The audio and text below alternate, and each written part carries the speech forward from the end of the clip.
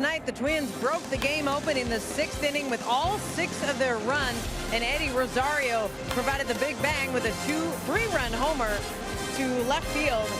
And Rosario now has a hit in 4 straight games. Today, the Twins will hope to follow that up, make it back-to-back wins over the Tigers on a gorgeous Saturday afternoon at Target Field. Twins baseball is presented by State Farm. It's an all-lefty pitching matchup today. Matthew Boyd stifled the Twins last week in Detroit through 6 innings, and Adalberto Mejia made strides in his last outing. He is making, though, just his 3rd big league start here this afternoon. And good afternoon again. Welcome to Target Field. I'm Marnie Gelder. Eddie Rosario is one of those players who can be so electric and pack such a punch when he plays.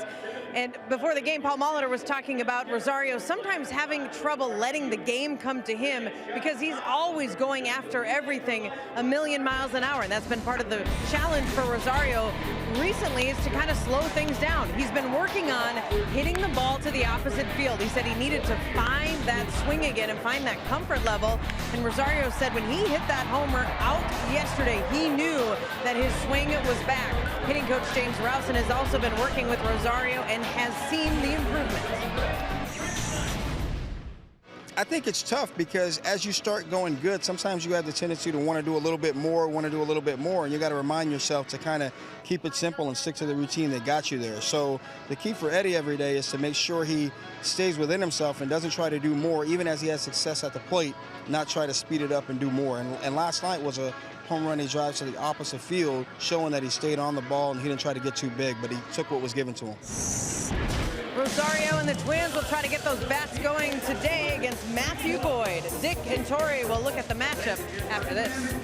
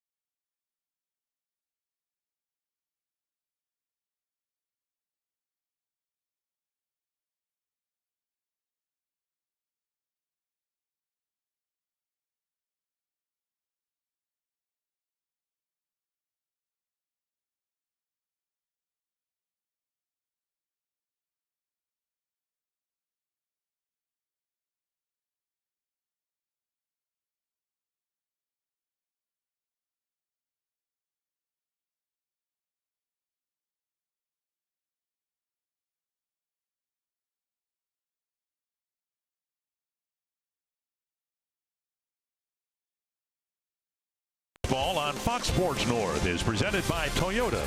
Tested, trusted Toyota. Toyota, let's go places. By CenturyLink, connecting you to the power of the digital world. By Sanford Orthopedics and Sports Medicine, for the everyday competitor in all of us. and by Ram Trucks. Guts, glory, Ram. It is a perfect spring day for baseball at Target Field. Game 2 between the Tigers and the Twins. Matthew Boyd will start for the Detroit Tigers. The Twins have already faced some pretty good left-handed starting pitching. Boyd will make his second start this year against the Minnesota Twins.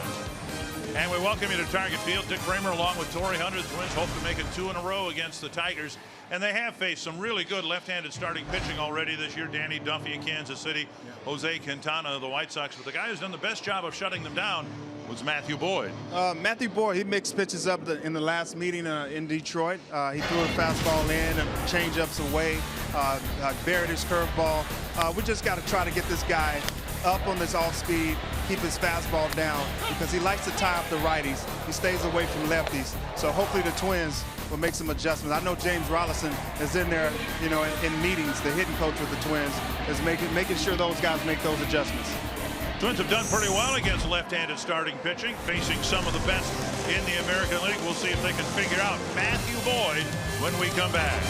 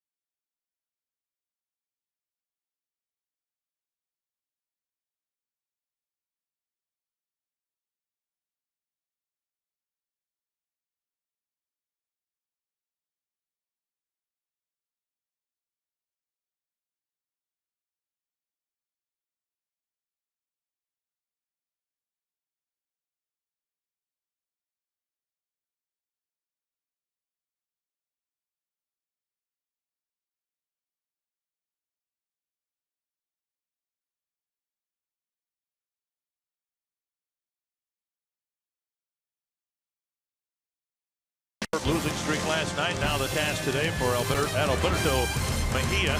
Start building a winning streak after a nice 6-3 win last night. Twins won't have to deal with Miguel Cabrera for the balance of this series. In our Sanford Health injury report, Cabrera pulled a groin muscle on that stretch at first base, came out of the game, and about an hour before game time, the Tigers put Cabrera on the 10-day disabled list with a right groin strain. And John Hicks called up from Toledo to make the start at first base for the Tigers. And he's in the lineup against Mejia, who's hoping to continue the Graff lineup. Really nervous in his first major league start. A lot better outing the second time up, and today start number 3. Yeah, they just want him to build his confidence up. I mean, this guy he's a bulldog guy. Troy Hawkins actually loved him in spring training. Menard's batting order for the Tigers, and it does look different without Cabrera in that lineup. Kinsler leading off, Mikey Matuk in right field for J.D. Martinez, who's still hurt. Nicholas Castellanos, the third place hitter now. Victor Martinez fourth, then Justin Upton, James McCann, John Hicks, a catcher, will play first base. Jacoby Jones and Dixon Machado in for the concussed Jose Iglesias. Mejia gave the Twins 5 innings, gave up just 1 run in his most recent start, and hoping to pick up his first big league win here. His 2 prior starts were both against the White Sox. Northland Ford defense for the Twins. Rosario, Buxton, Kepler in the outfield. Escobar at third. Sano moving over to first with the left-hander going. Joe Mauer not in the starting lineup. Polanco, Dozier up the middle. And right-handed hitting backup catcher Chris Jimenez gets the start behind the plate. And Kinsler stands right in the middle of the batter's box. He'll face Mejia for the first time. And the pitch taken low, ball one. Mejia, I think the Twins really want him to start finishing guys off, and he has great stuff, 94, 95 mile-an-hour fastball, and I think he has the confidence as well. Outside, 2-0. Jordan Baker with plate duty for game 2 of this series. Everett, Welke, Dreckman on the bases. And Mejia has had problems commanding that fastball, and he's fallen behind Kinsler 3-0. It's the first time Jimenez has caught Mejia, and 4 pitches and a walk to Kinsler to start the ball game. It's not good when you walk the leadoff hitter in the game, but I'm pretty sure he can bounce back. They want him to start finishing guys, and I think once he gets comfortable in the big leagues, face enough hitters, it's going to take some time. Just like most major league hitters or players, when they come up to the major leagues, it's a little nervousness for your first couple starts for pitchers and first couple games for hitters. Not unlike your first game broadcasting a baseball game. A little nervous for the start, and then by the second game you're more relaxed, right? Yeah, man, it was like my first at bat against the big leagues. You facing Roger Clemens, you're like, oh, I play with this guy on a Nintendo. You guys don't know what a Nintendo is. Well, I do. You got to kind of get over that. 1 strike to Matuk, and strike 2 on the corner. Kind of get over that wow factor, or like, man, I can't believe I'm facing Roger Clemens, and next thing you know, you're so caught up in him, and you forget to swing at a strike. Swing at balls. JD Martinez is still on the shelf for the Tigers, and their lineup looks quite different than what they'd hoped it would be 3 weeks into the season, and just missed 1 and 2. What we saw of Mejia in spring training was the ability to command his off-speed stuff and his fastball. Just haven't seen that as consistently here in the big leagues during the regular season. At least he's working ahead of Matuk, now 1 and 2.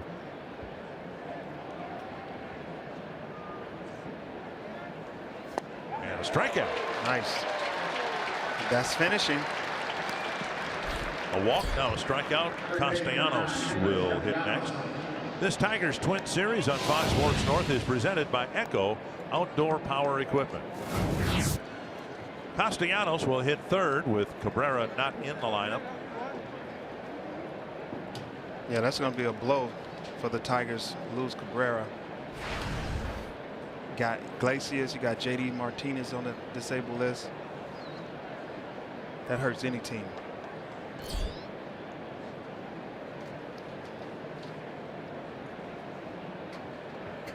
And a throw to first.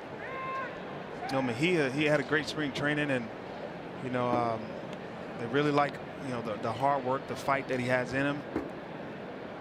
But when you come to the big leagues, it's totally different. Spring training, you're working on things, hitters are working on things, and when that bell rings, it's totally different. Backhanded catch on ball 1 by Jimenez. And sometimes you just try to do too much. You want to hit that home run, or you want to throw 100 instead of staying within yourself and trusting your ability. Give him more experience. I'm pretty sure he's going to get there. 1-0. Fouled away. He has not gotten a ground ball double play yet. And he's taking on a Tiger lineup that, even with Cabrera in it, has struggled. The Tigers hitting just .225, and you've got some perennial top of the line teams there in terms of run production. Look at Texas hitting .205. Wow. Kansas City went to the World Series 2 years in a row. They're hitting .210. The Blue Jays 215, the Tigers 225. Twins coming into the game today with a team batting average of 230, which isn't good. Fly ball right field, and Kepler will chase it to the corner, but it's twisting back into the seats. No, a team batting average of 230 is not good at all, and it'll get better. But that's been the story of baseball this year, the lack of hitting in the first weeks of the season. Man, I have no idea what's going on. Is the pitching really that good? You know, has it changed that much in 100 years? No, baseball hadn't changed. It's still the same game. I think it's been manipulated a little bit. A lot of it. 1-2 to Castellanos.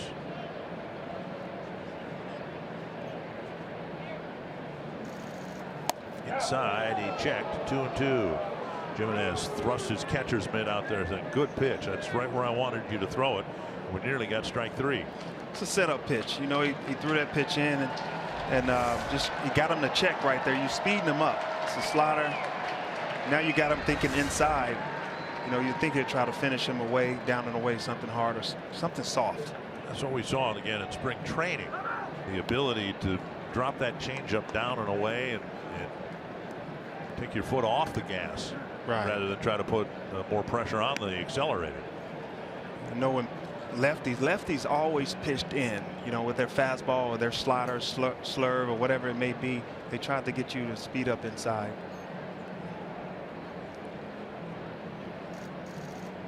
Got him. There it is. Another slider for a swinging strikeout. 2 down.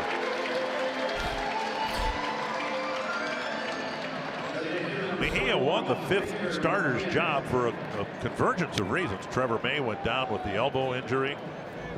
Tyler Duffy was his main competitor for that 5th starter spot.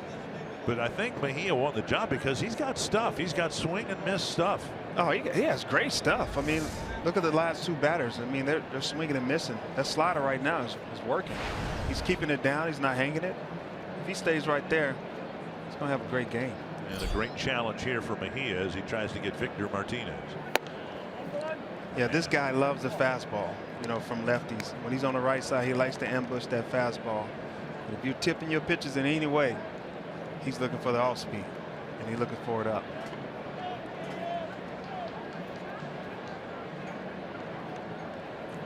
Want to know.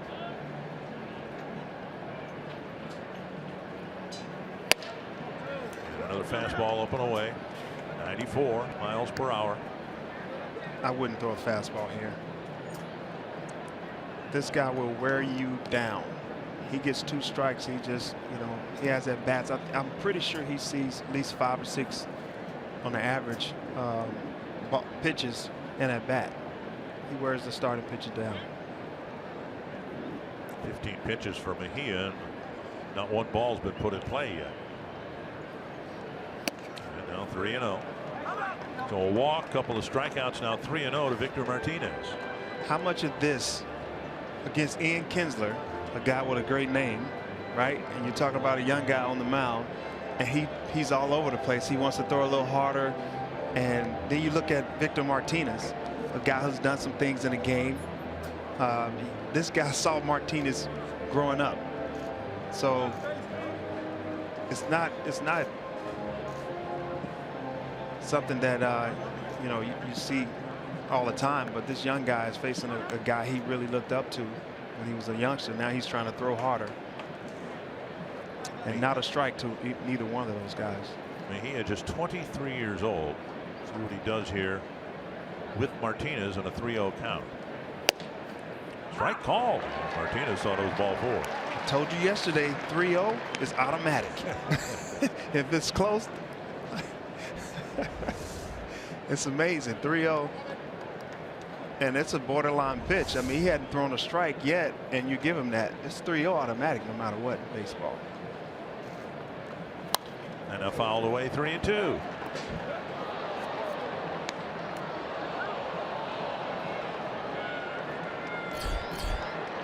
Don't throw the fastball. Well, he had enough confidence in the slider to strike out Castellanos with it. Don't throw the fastball. He loves the fastball. 3-2 is the hardest count to hit in, because now you're trying to be protective. And you're trying to make sure it's a strike. You swing hard, you swing soft, you protect. I think he threw him the fastball. And he threw the I told you 3-2 is hard, but he threw the fastball. A leadoff walk and then 3 strikeouts for Mejia in the first.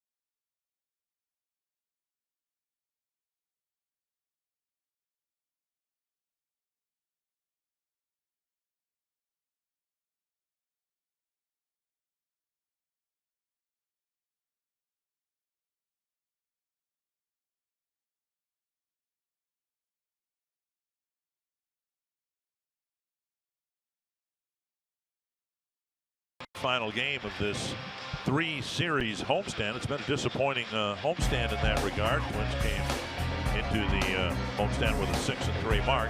Here's the Menard batting order for game 2. Brian Dozier leading off. Polanco moves up to number 2 in the batting order. Sano third.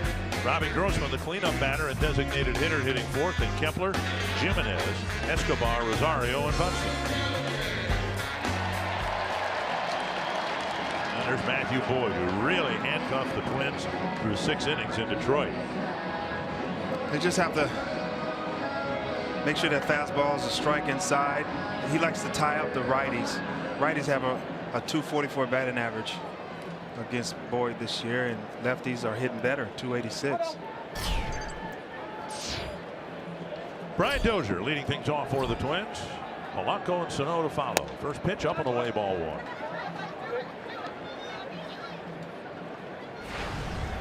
This is an aging Tiger team with Cabrera on the disabled list. Martinez is up there. Justin Verlander still really good. The hope that the Tigers are going to carry forward young arms like Fulmer, Boyd, and some other young players. They're just on paper don't seem to be enough younger players. The ball whacked to left, and Dozier's aboard with a leadoff single. Now that's making adjustments. Dozier aboard with a base hit. Twins managed just 1 hit against Boyd in Detroit. And the Northland Ford defense for the Tigers. Justin Upton in left, Jacoby Jones in center, Mikey Mantos in right, Castellanos in third, Machado Kinsler up the middle, and John Hicks, who's principally a catcher, didn't even take any work at first base in spring training, but because of the sudden injury to Miguel Cabrera, he was called up from Toledo and given a first baseman's mitt. Ex-Twin player, right? Yeah, just about a year ago the Tigers claimed Hicks on waivers from the Twins. Here is Polanco. Checked his swing. How did he check his swing? His upper torso almost gave it a full swing, but he locked his wrist and didn't offer at it. That's one of those, we call it G's. It looks like it hurts. Yeah, it does. You'll feel it tomorrow. 1-0 to Polanco. Dozier is picked off, and they throw to second, and he's out. And I think first base umpire Mike Everett's hearing it from the Twins dugout.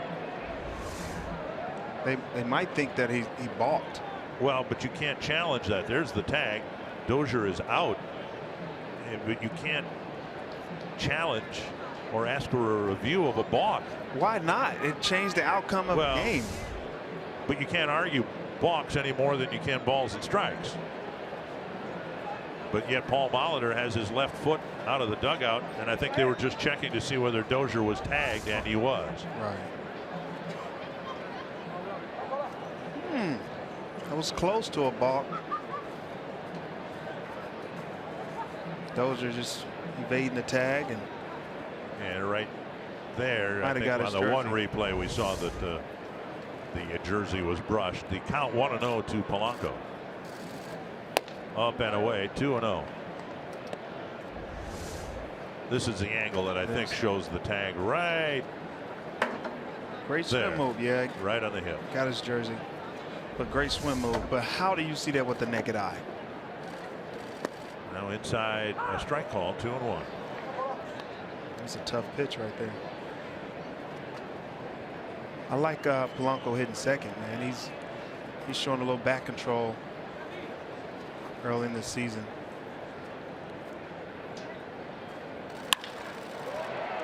Knocked down by Machado. Looked like it hit him in the wrist. And Polanco's retired. Another well hit ball, 2 down. That's a bullet.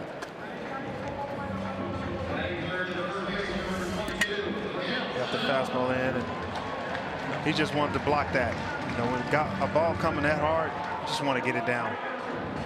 He did his job. That'll bring up Miguel Sano, leading the major leagues, having taken 16 walks this year. Sano hitting just .226, but with the 16 walks and on-base percentage of over .400. On the ground, foul. I think when he's ahead in the count, he tries to throw a lot more off-speed away, stay down and away. But when he's 2-0 against big guys, they have big swings 2-0, so he tries to jam him with the fastball and stay tight. He doesn't want him to get extended. Outside, 1-1. Twins as a team have taken 73 walks, and that's the most in the American League. Wow.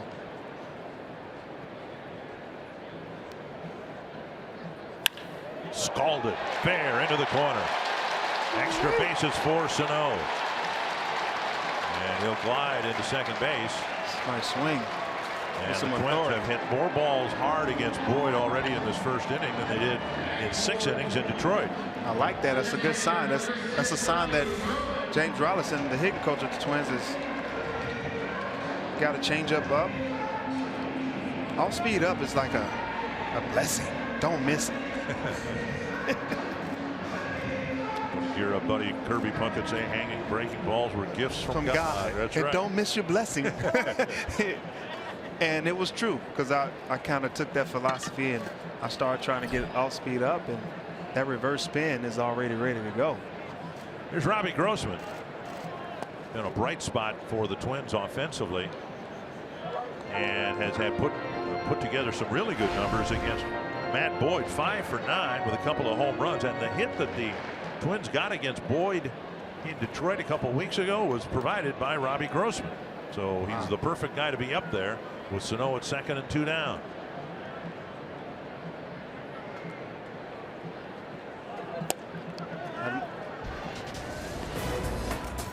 Twins have struggled to get hits and score runs, but Robbie Grossman's been among the hottest hitters in the league.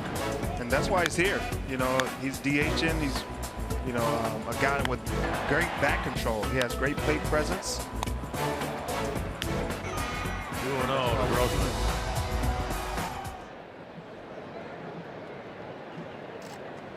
And you have a base open. You don't necessarily have to pitch to him. Lefty on lefty matchup will work out. He likes to throw the ball on the outside of the plate of lefties. And if we can get Kepler to stay on the ball and go the opposite way, he's going to hit the ball hard. Kepler's on deck. 3-0 to Grossman. Strike call. Grossman with 13 walks. Was that 3-0 automatic? No matter what. That's what I've learned in the game. No matter what, 3-0 is going to be a strike. So I never took off my shin guard or anything like that. I wait till he calls it a ball. 3-1. There's ball 4. Boyd's faced 4 batters and only retired 1. Kepler will come up with runners at first and second. They didn't really want to throw a strike right there. You know, he had a lefty on deck. Load the bases. Now it's an easier play for the infielders. They can kind of go to first, second, or third to get a force. Kepler ranking against right-handed pitchers, hitting .333 against righties, hitting just .188, 3 hits, 16 at bats against lefties. 1 for 6 in his matchups with Boyd.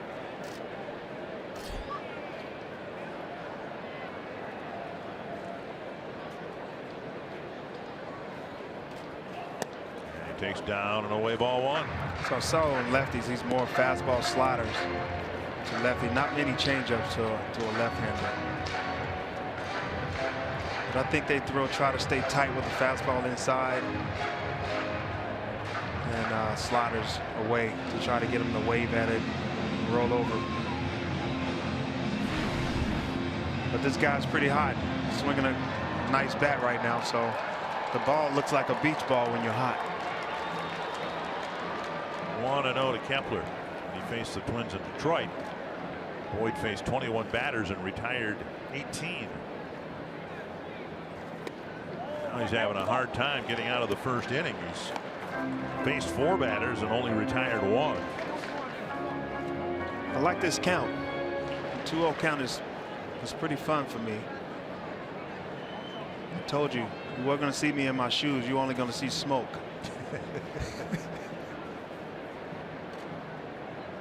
And a step off.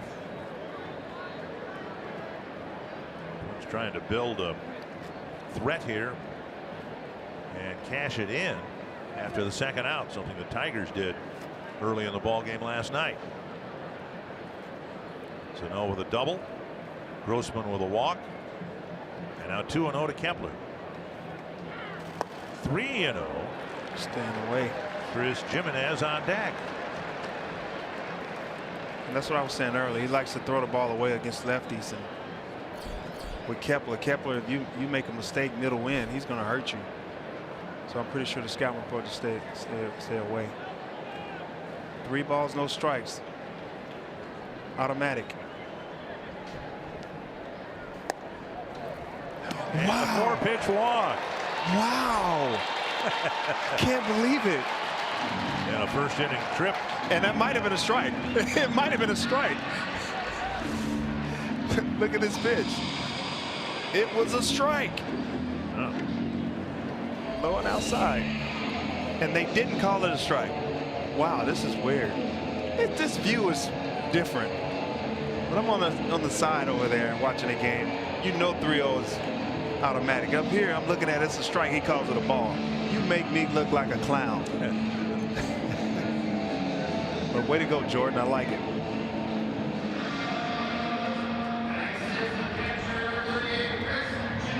Chris Jimenez in a big spot here in his first at bat. With the bases loaded, Rich Dubie's gone back to the dugout. Jimenez 4 hits, 14 at bats, but he's kind of joined in the walking parade for the Twins. He's walked 4 times as well.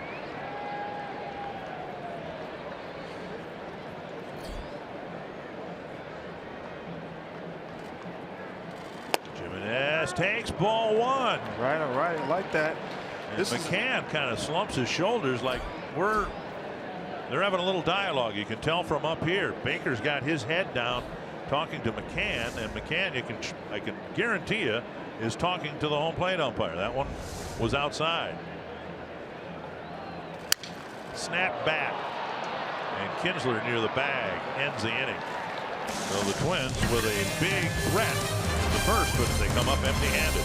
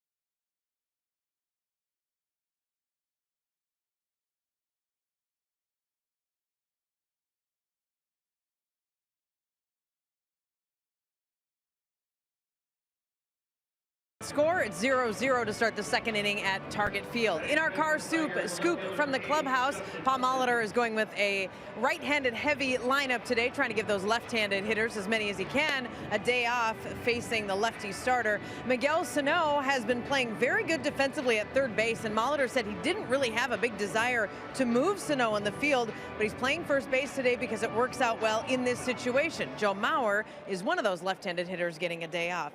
And Molitor also said Jorge Polanco has done a really nice job at shortstop. He's made some great athletic plays, and he's not overthinking out there. And Molitor said he's just been really happy with how solid defensively Polanco has been for the Twins, guys. Yeah, it's been a very pleasant surprise. Thank you, Marnie. The left side of the infield, an area of concern coming out of spring training, and both those guys have done a good job. And now Mejia facing Justin Upton, delivering ball one. Mejia pitched a scoreless first. Now one ball was put in play, issued a leadoff walk to Kinsler on 4 pitches and struck out the next 3 batters. And down the middle of strike. It's amazing. Look at this infield. They're shifted. You know, me as a hitter, if I saw that, then I know how you're going to pitch me. I had a better plan. And this isn't even an exaggerated shift. You got Sano well off the bag at first. Dozier in the vicinity of second base, but 2 infielders on each side of the second base bag.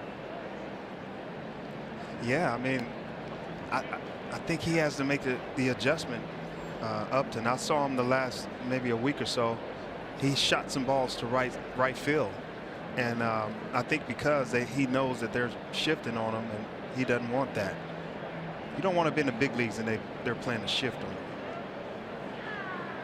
I want to talk with you at length about that. You can see where Justin Upton's balls in play are, and up the middle and to left, not many to right field. Right. But we see more and more shifting, and I tend to try to look at things simply. The ball hook foul. Yeah. In football, and you played football, I didn't play football, but in football, if a defense is going to have with 7 guys up in the box, that's a football term, right? If they want to take the run away, well, then you need to pass. Right. If they want to take the pass away and have, prevent defense or whatever, well, then the run is open to you. In basketball, if you're going to guard the paint, well, then you need to put up some jump shots and open things up in the middle. Why is it different in baseball? Why are baseball players, why are hitters so reluctant to take what the defense gives you? Well, it's a lot of things that play in a part in that, and you're talking about a baseball coming at you and you're trying to figure out how you're going to hit it to right field. That guy, he knows how to pitch, and you also know how to hit. So both, it's kind of like a battle against each other. But I feel like if you can't, in the big leagues, if you're in the big leagues, you can't go to all fields. Why are you here? You shouldn't be here, right? You should be in the big leagues. Right. You shouldn't be a one-dimensional player. Now, you did not come up to the big leagues as someone who was proficient at hitting the ball. The ball softly. Polanco. He beat the shift, though. Yeah, a soft line drive just out of the reach of the shortstop for a leadoff single. But that was a talent, an ability that you developed as you got more time in the big leagues, right? Right. I could always go the opposite way. Nice swing, stayed on it, and he beat the shift by inches. So a leadoff man is on again in the second via a base hit, and here's James McCann.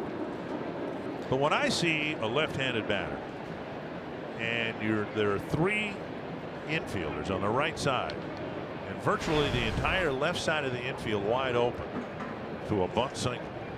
I don't understand why hitters don't do that. And I don't care if they're power hitters or not. It's a free base hit. Especially if you, I say it all the time, if you're down 2 runs, you can't hit a 2-run homer with nobody on. So if you're leading off the inning, they're playing that shift on you, because usually they don't play the shift like that if there's a man on first, because he might go first or third. Why not drop that bunt, get on base, and let the next guy tie the game up? Possibly. And but if you're shifting and you don't want to bunt, 2-0, and you know they're shifting on you, how are you in the big leagues? Yeah. I'm trying to figure that out. That would never play in the past. Of course, the past is the past. This is a new day.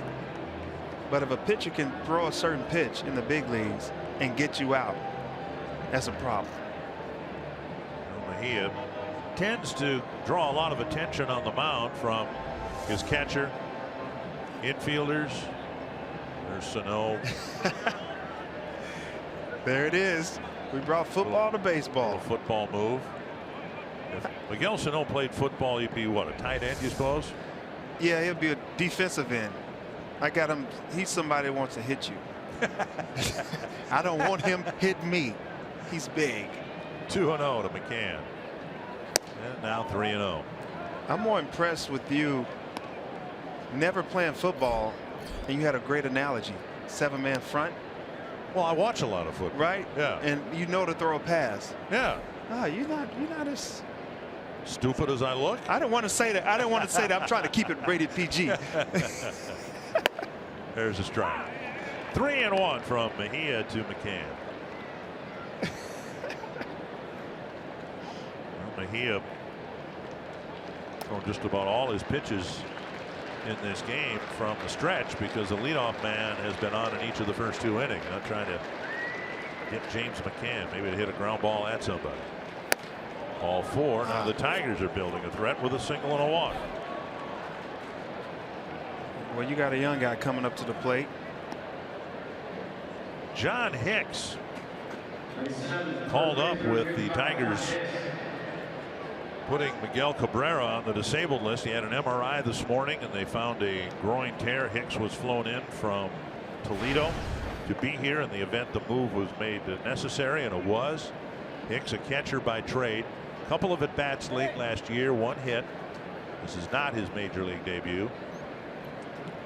Swing and a miss. Wow. A year ago he was still property of the Minnesota Twins. It was a year ago tomorrow that the Twins tried to get him through waivers, and the Tigers picked him up. He came out swinging. Hicks has put up good offensive numbers in the minor leagues. Fouled away, and now Mejia gets ahead 0-2. You know, you see a guy that comes in, you know, especially a young guy, and he swings that hard on the first pitch. You have to kind of stay tight on him because right now he has a lot of energy. It's 2017 debut.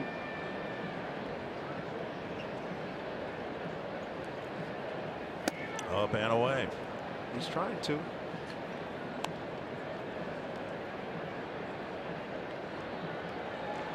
Jose Barrios has given the Rochester Red Wings 3 good starts. And if he continues to pitch that well down in AAA, Twins might have to make room for Barrios up here. On the ground towards the hole. Rolls under the glove of Polanco. And a throw and a great save by Jimenez. A run scores. Upton scored. And Rosario fired wildly to the plate. And the fact that the runners weren't able to advance to second and third is due largely to Chris Jimenez. It's a great at bat by Hicks. You know, I wish he would have stayed tight with the fastball, but he threw off speed and he was able to catch up to it and get a CNI single. Nothing. Right under the glove. Only 2 balls have been put in play. Neither one hit well, but both dropping for hits. And you can see Rosario firing way up the line, and Jimenez making a nice play. Still nobody out. Runners at first and second. Here's Jacoby Jones. Popped up, back and out of play. I've said on the air for a long time, Tori, and of course you've made so many great defensive plays in your career that resulted in outs, but sometimes the best defensive plays are when an out is not recorded. Yes. Somebody just making a good play like Jimenez did, like Mikey Matuk did in Detroit against the Twins a couple weeks ago. Well, you know, he stopped that ball from going to the back, and these guys advanced in the extra 90 feet.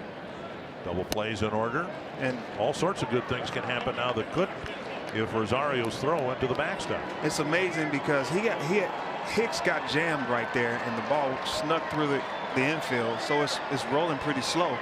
Now you got Rosario, who's speeding up to run really fast, and it causes you to speed up your process, and your arm never catches up, and inaccurate throw. 2 strikes. Mejia got 3 strikeouts in the first inning. He could use one here against Jacoby Jones, who's very strikeout prone. Popped up just over our heads. I don't have down below. I don't have a glove, so that made me nervous. I got gold gloves and not gold hands. Jimenez out for yet another trip to the mound. And this is where the Twins want Mejia to kind of finish guys, especially in runners in scoring position. You got a man on first and third. I mean first and second. Really want him to finish right here. Wow. Just like that. Slider almost hit him. He swung at that pitch and it almost hit him in the chest. Oh, it has some movement on it. That's how you finish the pitch. Slider inside. That broke a lot. 10 inches. Again, we saw swing and miss stuff in spring training, and it's been a long time since the Twins have had a left-hander with swing and miss stuff. I mean, you've got to go back to Johan Santana and Francisco Liriano. That combination was nasty. I was in center field at that time, and whew. I will tell anybody who will listen that the team you guys had in 2006, that was the best Twins team that did not win a World Series. And things really changed when Liriano went down with the elbow injury. That hurt. I mean, for a good part of that year, it was my opinion that Johan Santana was the second best left-hander on the team. He actually was the second best. He won the Cy Young that year. Yeah, and I think Liriano, did he get Rookie of the Year? He was close. He got hurt, but he would have won the Rookie of the Year. His stuff was electrifying. 2-0 now to Dixon Machado. And now 3-0, and Jimenez walks in front of the plate again. He's throwing a lot of pitches this inning. Still only one out in the end. Run in.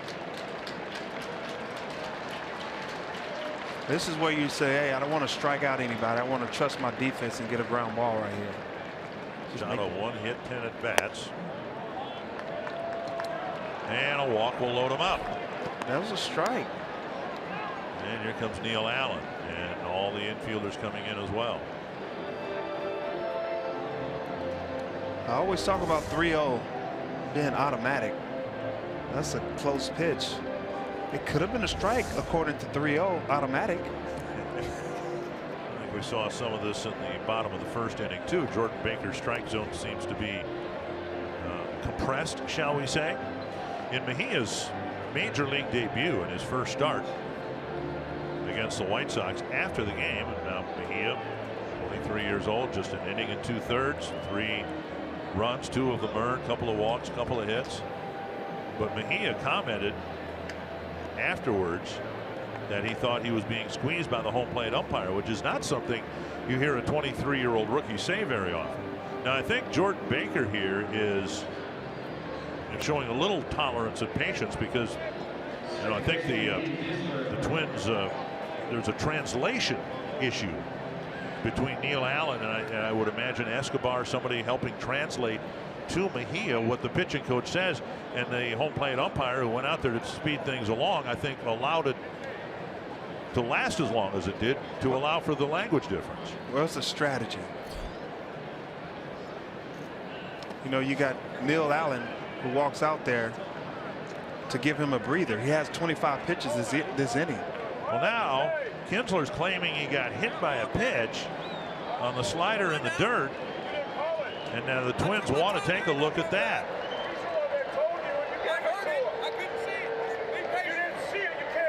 Now you can hear the dialogue between Jordan Baker and the Twins dugout. Now, it may have raked the top of his foot after bouncing in the dirt. That didn't hit him. Well, probably hit his shoestring. This can be reviewed. All the time, and you've been around long enough. I have been. Okay. That hit his shoestring. And the Twins using more than the 30 seconds to take a look at this. It may have hit the top of his shoe, and Paul Molitor here in the second inning is using a challenge on a called hit batter. Yeah, he said he heard it, but you can't. There's no way you heard that, even if it hit his shoestring. See this? I think it hit the top of the foot. All right, there's the dirt. and may have brushed the top of his spikes. I think he felt it. It didn't hit him. Let's see if we can hear whether it hit him or not. Well, No. there wasn't. If it hit him at all, there wasn't enough contact to make any noise. We heard it hit the ground. Right. So a very slow start to this game for both starting pitchers, and Mejia may have hit a batter to force in the second run of the inning. You know, we call that like the flop play in basketball, right? Right. And we do that in baseball, you know, in the past because we didn't have replay. You know, Ian Kinsler, one of the older guys, you know, he's still doing that, but we forget that now we have replay. It makes you look bad. A couple of years ago when he was still in Milwaukee, Gene Segura reacted like he got hit by a pitch, and replay had come in. Well, you were on the team that year. Yeah. And I mean, the ball missed him by 8 inches. Yeah. And if they get that replay out, and it doesn't prove that you weren't hit.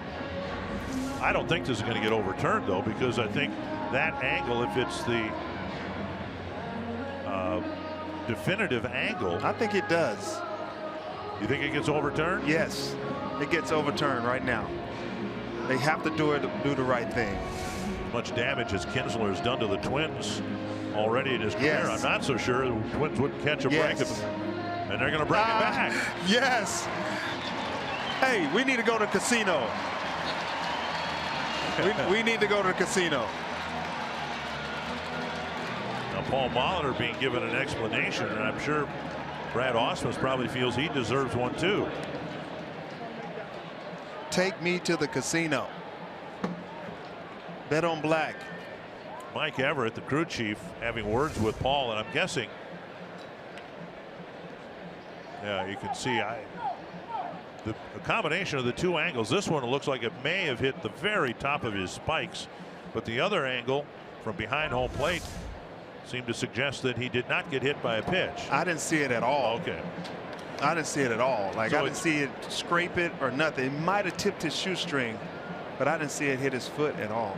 So now Mejia's got to get this guy out for it to be a break for the Twins. They did not lose their challenge because the call was overturned.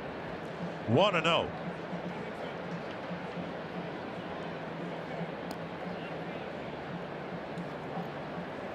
Checked his swing and a strike, 1-1. Neil Allen, I was saying earlier that Neil Allen went out. It was more of a strategy to kind of buy him time. He had 25 pitches that early in this inning to give him a breather. So you got to kind of bring a translator or pretend like he didn't understand, because you have to buy time. He's probably laboring a little bit and causing him to mess up his mechanics. So great job by Neil Allen. And Jimenez to the mound, and this has been an arduous inning for Jimenez and Mejia.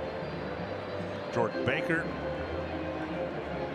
and Mejia is still a long ways from pitching himself out of this situation here in the second.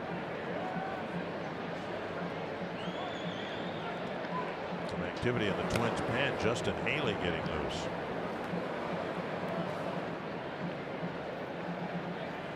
Swing and a miss, 1-2.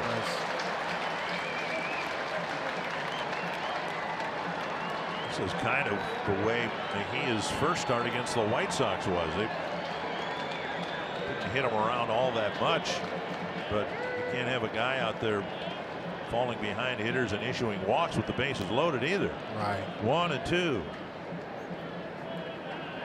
Popped up. Sano to the railing. That's out. Yes. Got it right by the stairway. So now bookmark the overturned call, because that may turn out to be a big factor in this game. Kinsler was retired for the second out. It was a pitch up, and Kinsler couldn't get on top of it, and Mejia calls a fly ball. Woo. Right in the heel. And now Mikey Matuk, who went down swinging his first time up.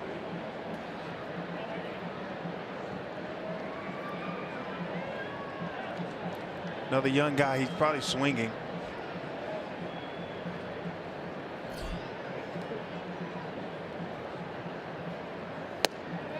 Strike one. So in the inning, if Mejia can get Matuk, all it's really led to the run that the Tigers have done. A couple of soft hits to the outfield that have almost stopped rolling before they were picked up by the outfielders. That's a nice stop by Jimenez. There have been 3 plays this inning that Jimenez has made that to this point has kept this a 1-0 ball game. Rosario's throw and 2 wild pitches in the dirt. Jimenez been around a while, so I'm pretty sure he knows his craft and knows how to catch. Does a great job with these youngsters and the bullpen starters in his career. Big pitch here. Mejia trying to get ahead 1-2. And he is. Swinging. When I was a youngster, man, I see the bases loaded, 2 outs in the big leagues. I was trying to hit a grand slam.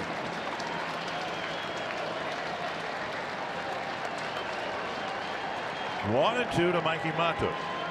Twins left the bases loaded in the first inning. And now Mejia trying to leave them full in the second. Hung the slider right there. He swung through it. I would think he would throw a fastball right now. 52 pitches for Mejia. And most of them this inning. It's a lot. 33 pitches this inning. One good pitch away from getting out of this with just 1 run allowed.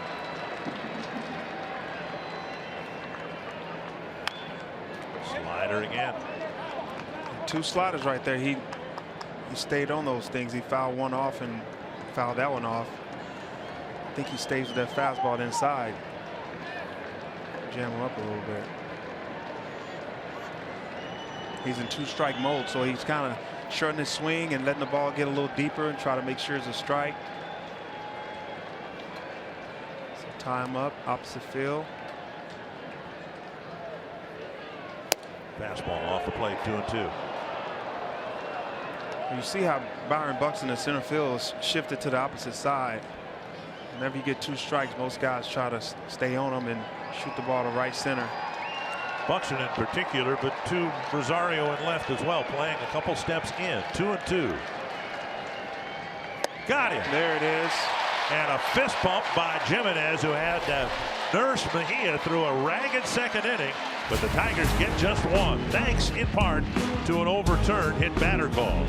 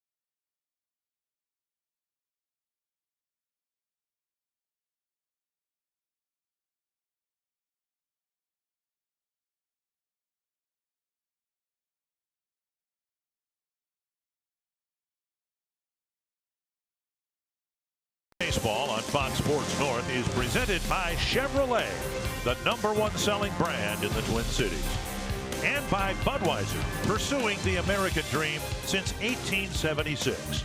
This Bud's for you. 1-0 Detroit. Each team's already left the bases full. The Twins have filled them in the first inning, and 2 hits and 2 walks. It'll be the bottom third of the lineup facing Matthew Boyd. John Hicks, the call-up for the Tigers, has the only run batted in, a weak ground ball single to left field, scoring Upton. Escobar takes a strike.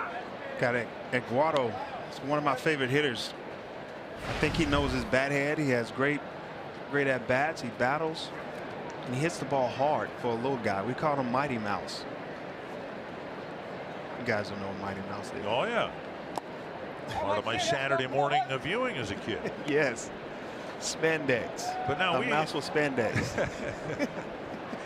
We've seen on the subject of opposite field power and Eddie Rosario, we've seen Escobar with some opposite field power. Takes inside 2-1. He's one of my favorite hitters on the ball club. People might say, oh, why? I worked with him. I seen him hit. I played with him.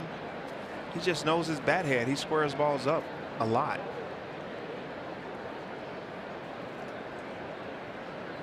Popped up here.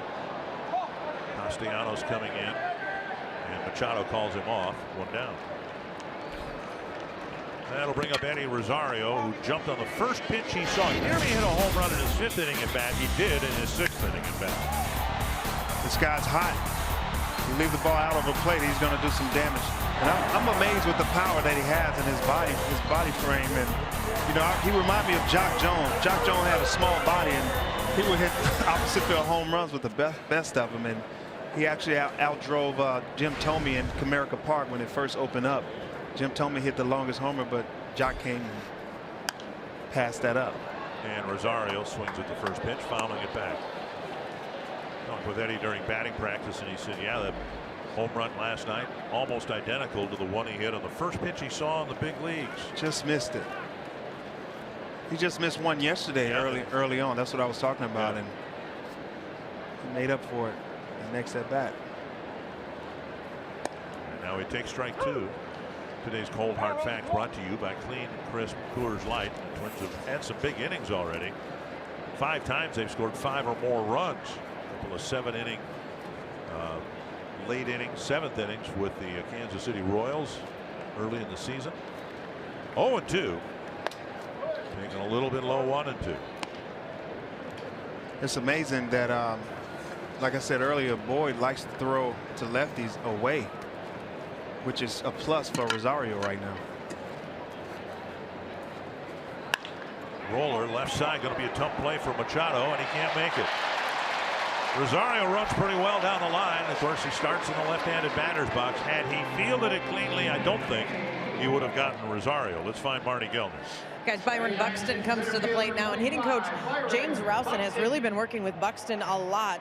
And Rowson said, you know, when a hitter gets in a rut, the tendency is to try to get everything back with one swing. And so with Buxton, he's working on trying to take things one pitch at a time, one at bat at a time, to keep things really simple, slow things down.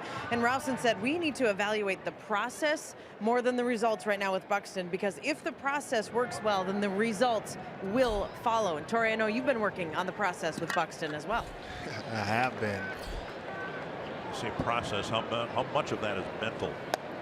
It is. I say 85% of it is mental. You know, 85% of this game is mental. When you're having a rough patch, I mean, it can be devastating, especially to a 22-year-old kid. I think the true measure of a man is when he's going bad, not when he's going good. When things are bad.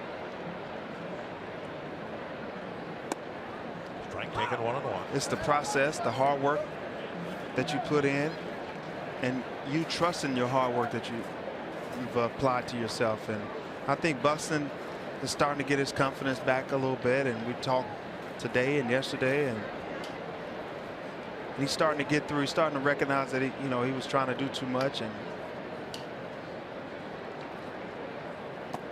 rolls away, and Rosario will advance. Nice. Take that extra 90 feet. Buxton has a chance to drive in his first run of the year, and this is the alarming thing. And maybe it isn't surprising given the difficulty he's had at making contact with hands, but he flanked that off the thumb of his glove. But Byron Buxton has not scored but 1 run this year. And we're about ready to wrap up the 3rd week of the season. Yeah, we need his legs on the bases, man. He's one of the fastest guys in the major leagues. So his legs are very important. That's why he needs to get the ball out of the air. Hitters count 2-1. Swing and a miss, 2-2. There's a little change up right there. This is where you don't try to hit a 2-run homer to kind of, wipe away all the last couple of weeks. This is where you stay short, take that nice blue hit to right center field.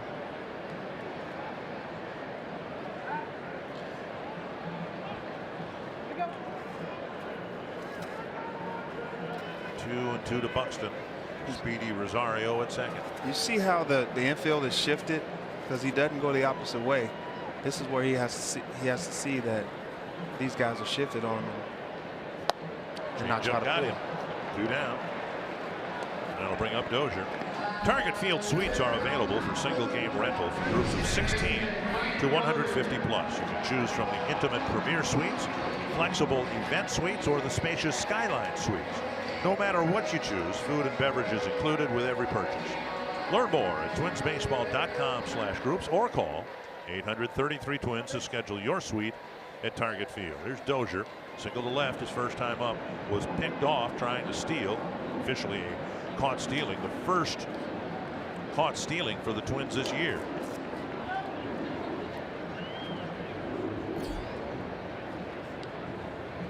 Outside, ball 1.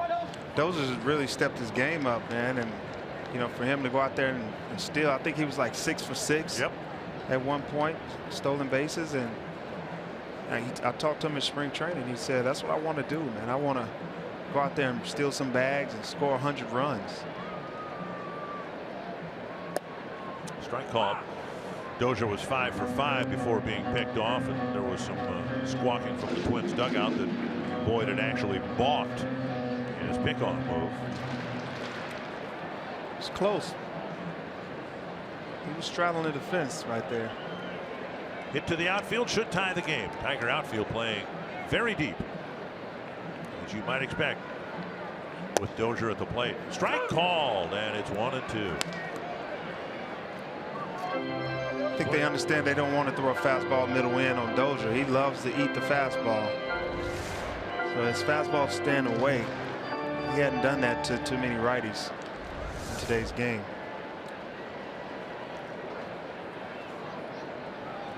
Plate umpire strike zone has been inconsistent, shall we say. 1-2 to Dozier. It's amazing that, like today, you see 2 young guys on the mound, and their first pitch strikes. It's not that great. You talk about Verlander and Hector Santiago yesterday. They had a lot of first pitch strikes.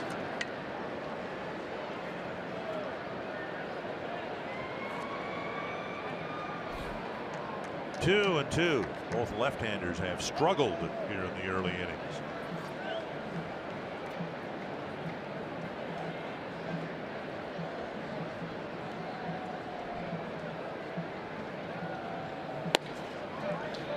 And for me, as a young, as a hitter, especially when I got older in the game, I would get to the plate, and the guys before me, I watch those at bats, and I'll try to figure out, if it's a veteran guy on the mound like a Pedro Martinez or Roger Clemens, you know they're trying to get ahead early. So those are the guys you try to swing first pitch on. The younger guys, if they're not throwing first pitch strikes, you kind of got to be patient and wait for them to get behind in the count. McCann with a trip to the mound. And Jordan Baker, the home plate umpire, spent almost as much time on the mound as he has behind the plate. Full count to Dozier with Polanco on deck.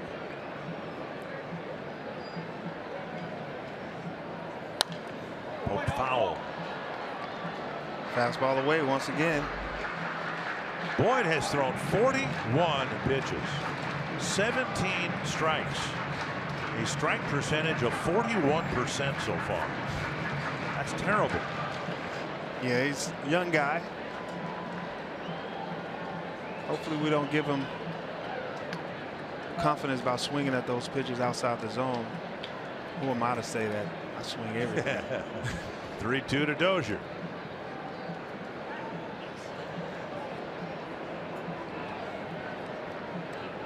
This game's lasted more than an hour already, and we're still in the bottom of the second inning. Dozier's that veteran guy, man. It's 3-2, 2 outs, man, in scoring position. Shorten up and just take this base hit. That is a foul ball. Straddling the line, Bruce Dreckman said it was foul, and I think he made the right call. Can't be challenged because it's in front of the umpire.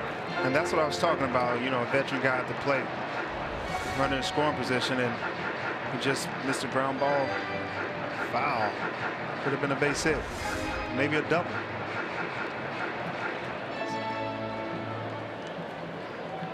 Dozier's been in this situation several times, so he knows these guys. He's trying to pick these guys up and get a big hit right here, and he knows he doesn't have to hit a 2-run homer. Just take a base hit or score a run. Another 3-2. Ball 4, he walked him.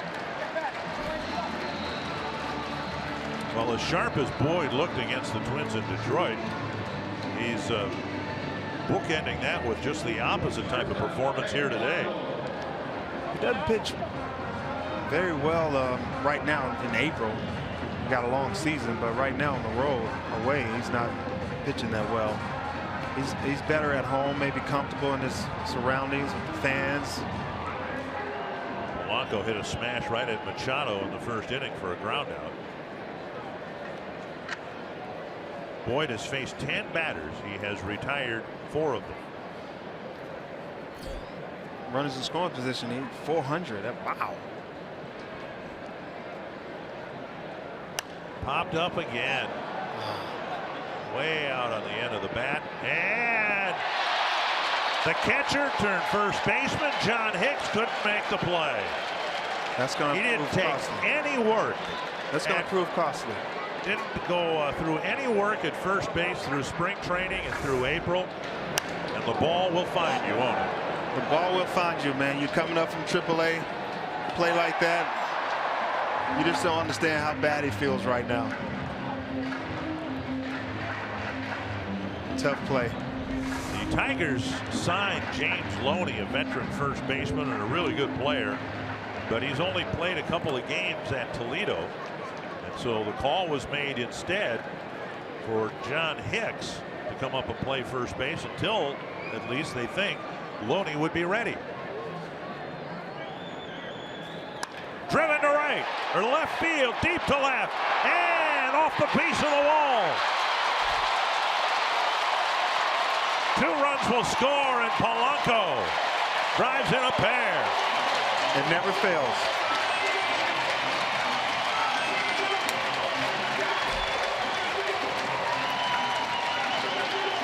On the very next pitch, Polanco makes the pay. Fastball down the middle. Put good wood on it. That's the guy you want at the plate right now. He's been swinging the bat and helping his ball club out a lot. Never fails. A guy misses a ball and he has his glasses on his head. I'm pretty sure he lost that ball in the sun. Well, but he doesn't have his glasses on. Here is Sano, the runner at second. Twins get a big 2-out double from Polanco. And now Sano with a man in scoring position. A high fly to left. Machado out, up and in. And Boyd wobbles his way through the second. Thought he got out of the inning, leaving 2 men on. But Hicks had the ball spin behind him. And then on the next pitch, Polanco took him to the wall. Never fails.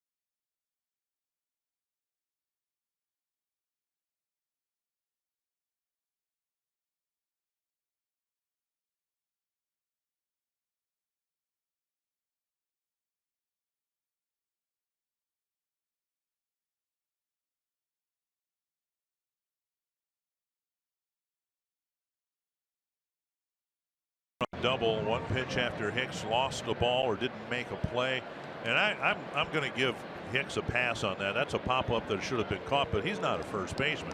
He didn't take any reps there. He didn't do anything at first base in spring training. His first game at first base this year was in the big leagues. Man, I can't give him a pass for that. You got to catch that ball. This is the big league. This is not little league. He had his sunglasses on top of his head, and you look at Polanco, he has his sunglasses on. I like our guys. Castellanos, Martinez, and Upton facing Mejia, who needs to put together a smooth inning here. One would think. He gets ahead of Castellanos 0-2. Twins had Justin Haley warmed up, ready to come in if things had gotten any worse in the second. And now Mejia, 57 pitches, 32 strikes, a 56% strike efficiency. Love to have a quick third inning. Check this way, 1-2. He struck out Nick Castellanos with a slider, I think down and in earlier. So Nick, I'm pretty sure he has that in the back of his mind. So that time he threw a slider back door, and he almost reached out for it. The ball hit well to left. And gone. A home run for Castellanos, and we're tied. His third home run of the year. Just over the wall and left. Kind of got that slider, left it up. Able to capitalize on it.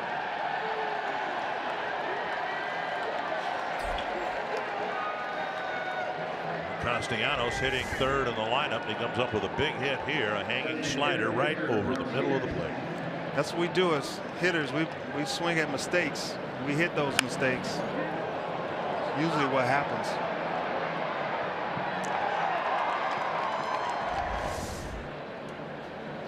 And now Victor Martinez. I don't think that the leash is very long for Mejia here in this third inning. He delivers a fastball on strike one. All right, so that's 95, down and away. Really good pitch to a really good hitter. Might be a little upset that the ball went out the park. 95 is good. Tapper, left side. Take your time. Polanco has all afternoon to throw. One down. And that'll bring up Justin Upton. Dick, he has all out the afternoon. Are you saying he's slow? Well, he's running as hard as he always did. It's just not as fast as it used to be. Okay. Maybe it's the shoes. Well, you know, with Cabrera down because of injury, I can't help but, you know, wonder about Martinez. He's going to have to stay healthy. Yeah, he has to. I mean, fastball for a strike. One of the veteran guys in the lineup on the team, and he's one of the leaders. They need him in the lineup and get those pitch counts up. Upton taking strike one. Drilled toward the bullpen. Get a long way. And gone. Upton with a solo home run, and the Tigers are back in front. They're starting to leave a lot of pitches up, and when that happens, those are the results. First two home runs allowed by Mejia in the big leagues. Of course, he's only pitched a total of 8 2/3 innings. Pitched down and away, and when Upton hits them, they stay hit for a while. Yeah. That's a great sound. Ordinarily, you know, I work with a pitcher, and he begs to differ. Mr. Blyleven doesn't like that sound. Well, for me, I like it on a hitter. It's good to have a different perspective. Yes, it is. Right? Yep. Here's James McCann. Burke taking the weekend off. He'll be on the air again Monday night. McCann drew a walk in the second inning.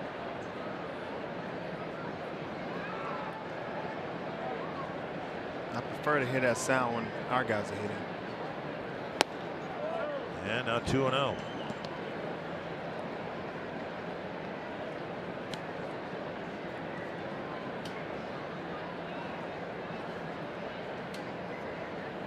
3-0.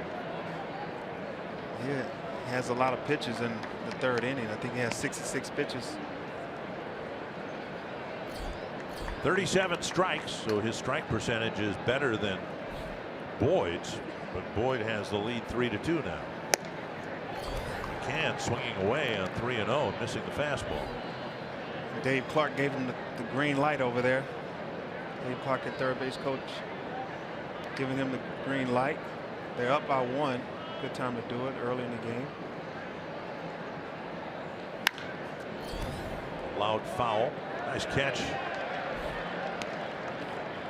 by the ball boy, I guess it is, down there. Like for me, when guys start hitting the slider and the fastball and they're swinging their balls and you hear that sound, I feel like you're tipping your pitches. Full count. And called third strike. Off-speed pitch, and McCann strikes out, 2 down. And that'll bring up John Hicks. Twins fans, if you can't catch the games on TV, you can stream them live on your mobile device with Fox Sports Go. Download the app, take Fox Sports North and Twins baseball with you wherever you go.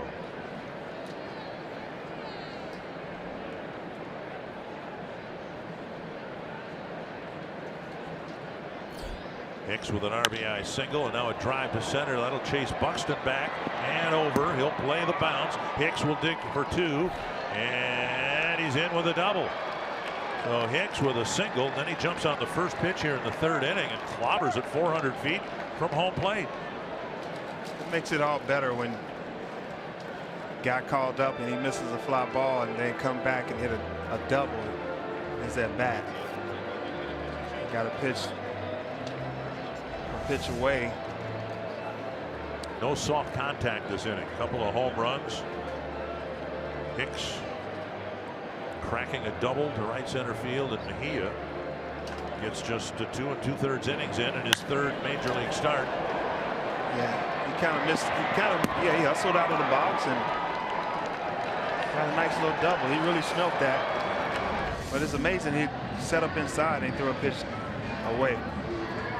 Tigers in front, and a pitching change on the top of the 3rd.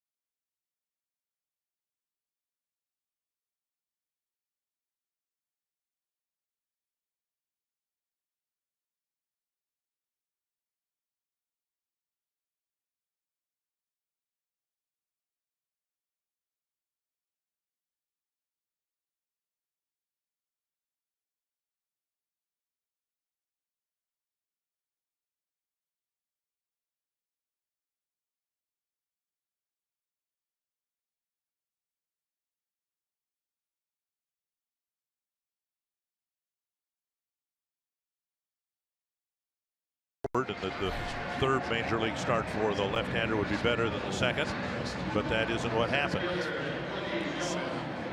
And the Tigers quickly retake the lead.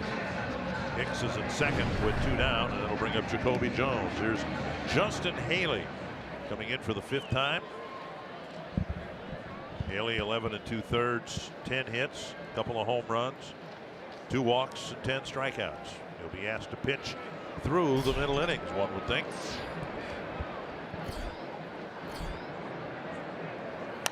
Foul back. Quite a different approach for Haley compared to Mejia, of course, left-handed, right-handed. But Haley, a pitcher, is really tough against right-handers because he steps across his body. His stride from the rubber is toward the on-deck hitter. In this case, it's Dixon Machado, not toward the catcher, Jimenez. What's that do to a right-handed batter when a guy does that? Well, for me as a right-handed batter, you know, especially a younger guy, closes himself off on the right side. I would kind of move my eyes, my shoulder. If you get caught up in his windup and the way he's set up, you really pull off. But when I got older, Strike two. and a little wiser in the game, I see a guy closed off like that. He has to throw across his body, and he's going to stay middle away. So all I did was try to go to right field, right center field.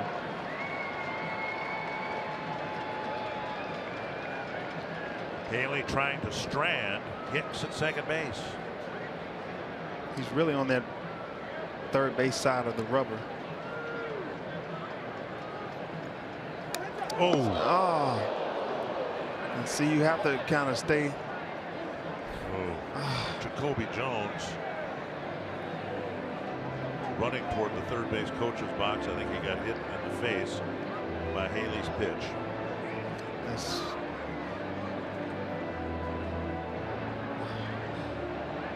hate to see that for any ball player. That happened to me with Greinke. Greinke hit me in the face in the Metrodome. Jones will have to come out of the game. We'll hope and pray that he's all right.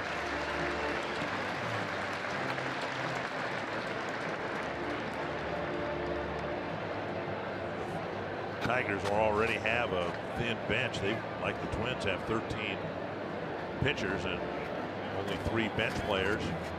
Have Collins, Avila, and Romine. And I'm guessing Collins would be the player picked here. He's got more outfield experience than Romine does. So you make a pitching change, and Haley now has to. It is Romine who will pinch run for Jones to presumably stay in center field. It's amazing because, you know, when pitchers hit guys in the face like that or in the head, they really don't want to do that.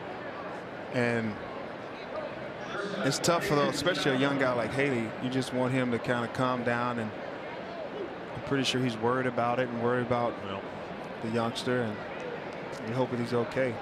There are 2 outs in the inning, and at this point, of course, our thoughts are with Jacoby Jones. We hope he's okay, but the best thing that could happen would be for Haley to get Machado and get him quickly. Breaking ball over, strike 1, and then have a little time in the dugout to process what's just happened in the hopes that he can recover mentally from that and pitch effectively again. But still has to get the final out here in the 3rd inning. 1 strike. Fastball just off the plate, 1-1. Yeah, we definitely want to get him in right now, because on the mound, I'm pretty sure a lot of things are going through his head, and it makes you not want to throw pitches inside. So now these guys can stay towards right center and stay in there, because he's going to pitch away.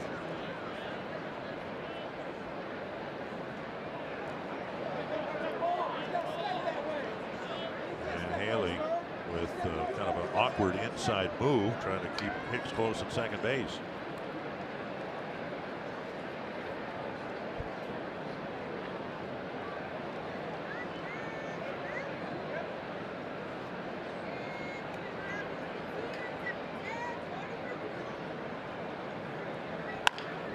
Back to Haley, and he'll do most of the work himself.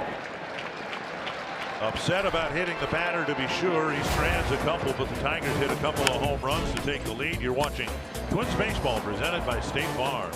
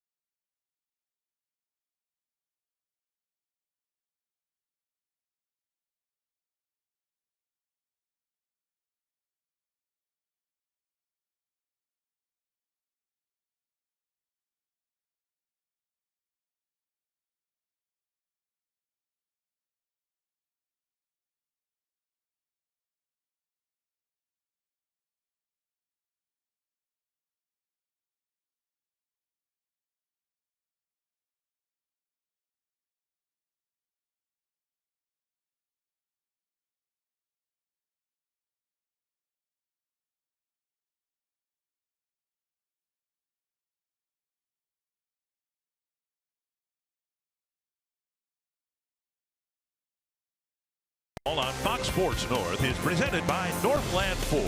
Visit buyfordnow.com and your local Northland Ford dealer today. By Grand Casino, the best stories start here. And by Menards. Save big money at Menards on all your home improvement needs. Veterans Castellanos and Upton clobbering home runs to put the Tigers back in front 3-2. This game has had absolutely no rhythm to it at all to this point. Twins hitting in the bottom of the third. Robbie Grossman will lead things off against Matt Boyd. 45 pitches for Boyd, 22 strikes, and he can't get things straight with his catcher on the first pitch of the inning.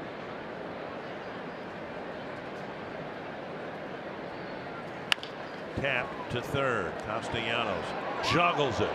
And Grossman by a half step is retired, one down. That'll bring up Kepler. Usually when you have a guy sitting on the bench that long, that was a pretty long inning, the last inning. You know, you don't want to actually swing at the first pitch. You want to kind of work him a little bit. Grossman, of course, maybe the most patient hitter on the Twins this side of Joe Mauer. And he goes after the first pitch, taps it foul, and now Kepler. Squaring to bunt. And this is what we were talking about before. I don't understand. Kepler has tried this before. At least give him credit for that. Yeah.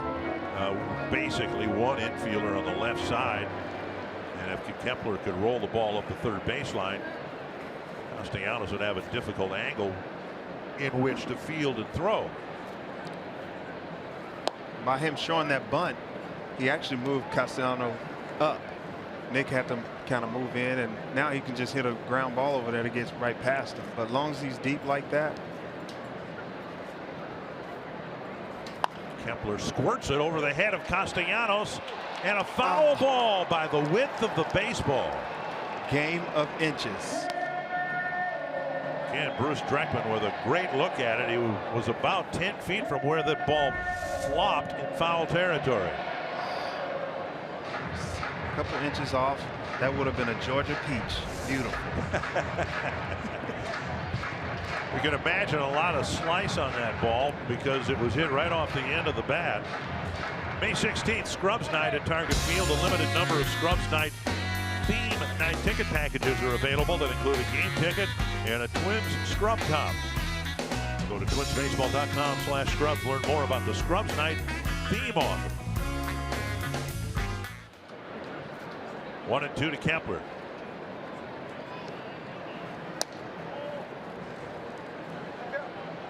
Close pitch taken for ball 2. You also got to give credit to Kepler. Like I said earlier, Boyd likes to throw the ball on the lefties away, middle away. He's trying to shoot that ball the other way. And now up the first base line. Foul. And they have sort of a shift on Kepler as well. Got the shortstop on the backside of the middle. Usually you're going to have him here. But Kepler has to see that.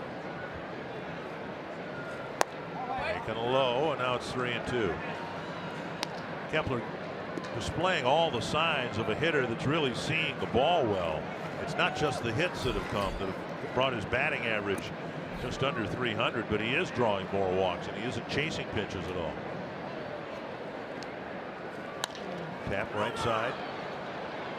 And Hicks will go to the bag. Kepler retired 2 away. That'll bring up Chris Jimenez. I want to pass along our thoughts and prayers to the family and friends, former teammates of former Twin left-handed pitcher Vic Albury, who passed away on Tuesday in his hometown of Tampa, Florida. 69 years old. Vic pitched for the Twins 1973, 1976. Twins observed a moment of silence before the game here today. Pitches up to Jimenez, ball 1. Jimenez with the bases loaded and 2 down. Cracked his bat. A little pop up near second base, fielded by Kinsler. Out in front. He takes a strike on the changeup. If you look at Jimenez and look at the way they set up in the infield and the outfield, they're pretty much straight up because he pretty much can hit the ball anywhere. That's why they're straight up on him. Swing and a foul, and now McCann, the catcher, wears that foul tip for a while. And Jimenez, you know, there's a brotherhood among catchers and umpires. I actually have a respect for all catchers. Well, because they take a lot. For most of us, if what just happened to McCann happened once, we would find another line of work. And catchers come back for more all the time. 1-2 to Jimenez.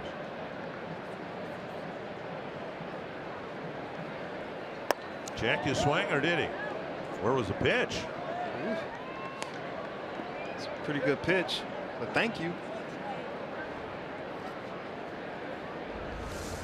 There's change up right down the middle. And Jimenez strikes out. A 1-2-3 inning for Matt Boyd. Boy, did he ever need that.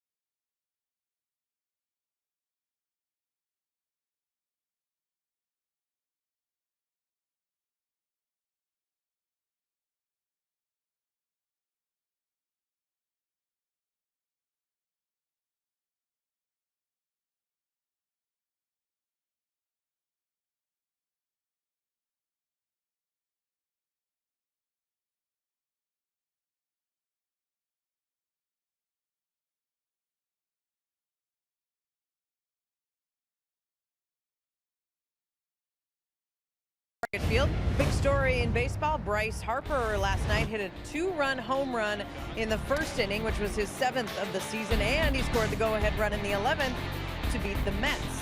Rangers' Joey Gallo hit 2 home runs against the Royals last night. One of them was the longest and hardest hit homer of the year. An estimated 462 feet came off the bat at 116 miles an hour, according to StatCast. Dick Jordan. That is a well-hit ball. It got out in a hurry. That guy's strong. Similar to one of Sano's home runs to left field that got in the upper deck in a hurry. Clocked at 112. Dixon Machado made the last out of the 3rd inning. And so now Kinsler will lead off the 4th. And Haley's had a little time to compose himself after hitting Jacoby Jones in the face. Driven to right, Kepler with the catch. A well-hit ball for an out. Left a slider out over the plate and trusted the defense. Good play by Kepler. 1 down, and now Mikey Mato has struck out twice against Mejia. Now facing the right-hander Haley. You know, after Haley hit Jacoby in the face, you know, a lot of hitters are up there like, wow, I don't want this fastball inside. Breaking ball missing inside. I remember in spring training, Kyle Loesch, good friend of yours, hit Yes. you in the helmet in a spring training night game. But did you ever get one in the face? I did. Zach Greinke. Oh, yeah, you said that. Yep. Zach Greinke actually hit me in the face in the Metrodome when I faced him, and I had blood running all over down my face, and I started to go out there and charge, but I realized I was bleeding like crazy, so I went down. Chop, foul, 2-1. And when I went to the training room, I was on the training table in the clubhouse, and they said Greinke wants to come in and, you know, talk to you. So I wrapped my face with pre-wrap and pretend I looked like a mummy. And when he came, they said I told him when he comes in, let me know. So he was coming in, and I was laying on the training table, and once he walked in, I was like, oh, I can't see. That's terrible. Yellow moons. That's terrible. Here's a guy who feels bad enough he wants to come over and visit you and wish you, you know, the best and apologize and all that. My lips were swollen. You know, I made it look so bad. Made sure blood was still on my pre-wrap, and it was actually pretty funny. I thought it was funny, but when he said, "Oh my God, what did I do?" I said, "No, man, it's okay. I was just joking. It hurts, but we're okay." He's actually a good guy. How much time did you miss? You remember? I played the next day. My lips look like Jimmy Walker from Good Times, but check swing. And Sano gets the force at second base. 2 down. Matuk forced at second, and Sano has shown a very strong arm at third base. Needed some strength on that throw to get the speedy Matuk at second. I don't know. Sano can hit for power, but he's really playing some defense. He's making some great plays out there. Go, big guy. When I have kids, I want them to be that big. Well, you've got kids, and they're almost that big. At least one of them. And Torrey's, how big is Torrey now? Torrey's he's about 6'2", 200 pounds. Money's about 6'2", 210. But they're not Sano big.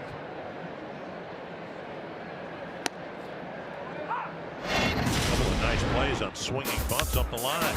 Yeah, this is a very athletic play.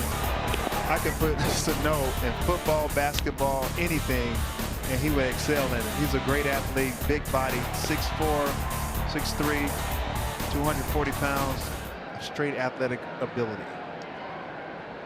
Victor Martinez with 1 strike.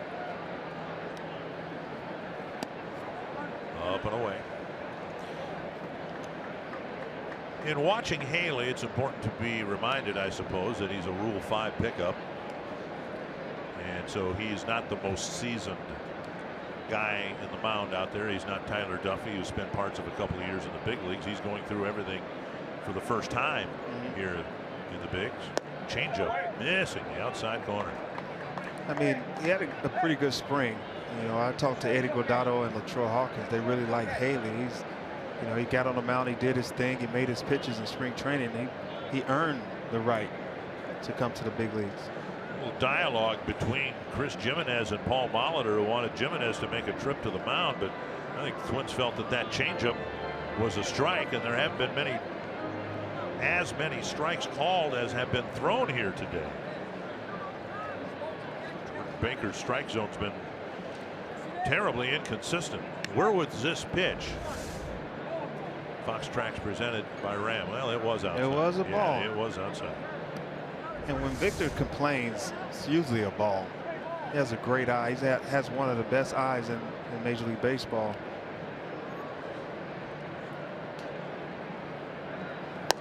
There's a strike.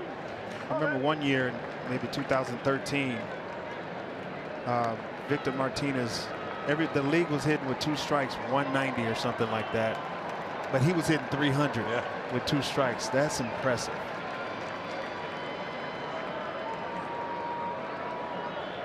Haley trying to pitch around his 1-out walk. 2-2 to Martinez. Tapper right side. And it goes right under Dozier's glove with Martinez just now getting to first base. On to third is Castellanos. Probably a bad hop, went under his glove, anticipating it to come up a little higher. It's usually what happens when you're coming in, the ball hits something and stays low. Yeah, it did. First error of the year charged to Dozier, but now Bounce, Upton comes stayed up low with 2 men on.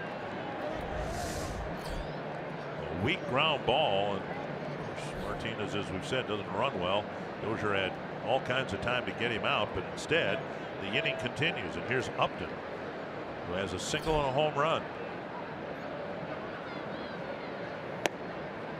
Strike one. He's been hitting some balls hard in this series, and got to try to figure out a way to getting them out. You know, you have a guy behind him who's hitting, you know, under 200 or right around 200, and you got to think about that. You got a base open, second base, 2 outs, so pitch around and make him get himself out.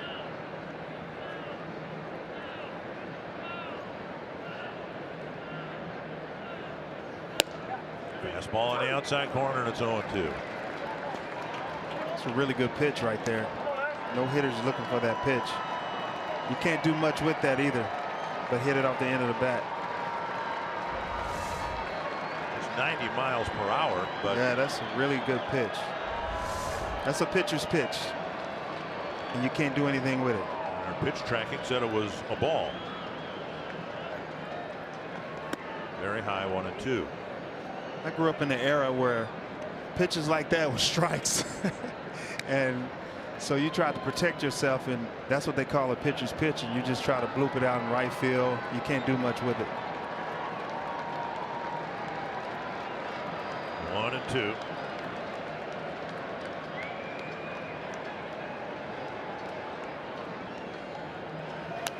And foul back.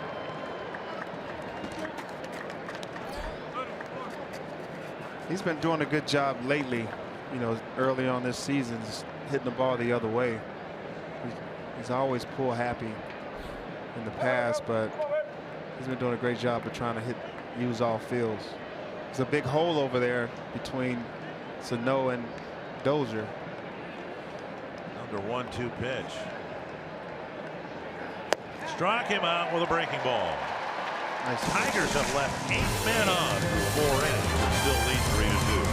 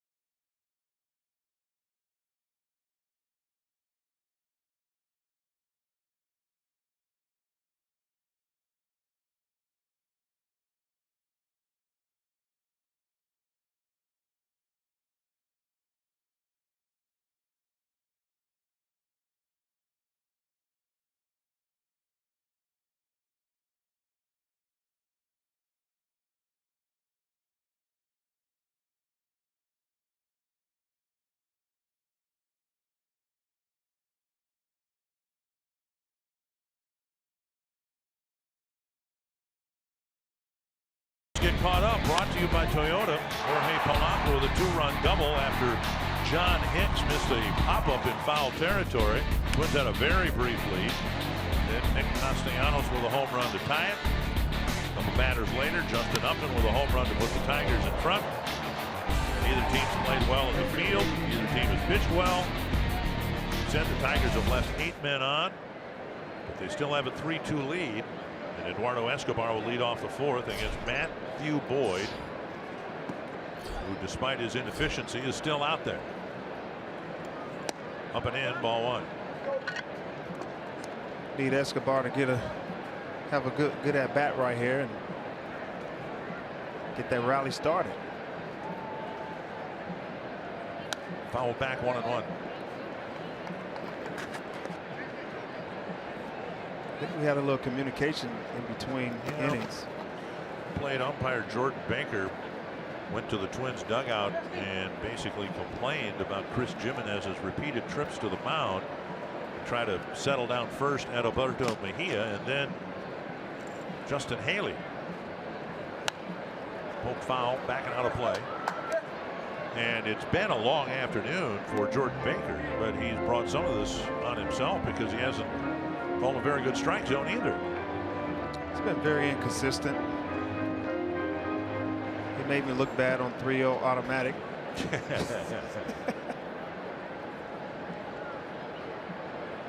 Escobar to center, and that's down for a hit. So the Twins get the leadoff man on here in their half of the fourth inning. Told you he's one of my favorite hitters. He knows how to get things started. And there's no question he is the most popular player in the Twins clubhouse. Oh, everybody loves the guy to death. He is so funny. Little Mighty Mouse with spandex on. Scared to death of cats, though. Scared to death of cats. Oh, he has a fear of cats. He thinks they're the devil.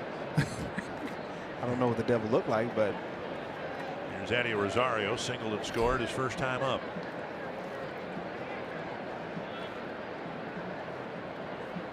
Outside, ball one. Rosario is looking for a pitch middle away, something up, and he's going to hit a double right here. A call of a double. I got a call. Doble in Spanish. Rosario's average up to 241. And he said he thought he hit a home run in his 5th inning at bat last night.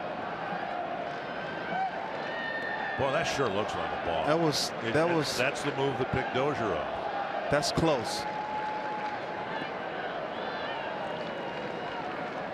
It looks like his torso is striding toward home plate, but then the leg steps towards first.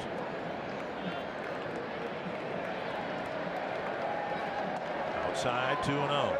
And if you have any movement towards home, you have to go home. You can't come over. The only guy got away with that was Andy Pettitte. He had one of the best moves in Major League Baseball, left from a lefty. This guy's straddling the fence.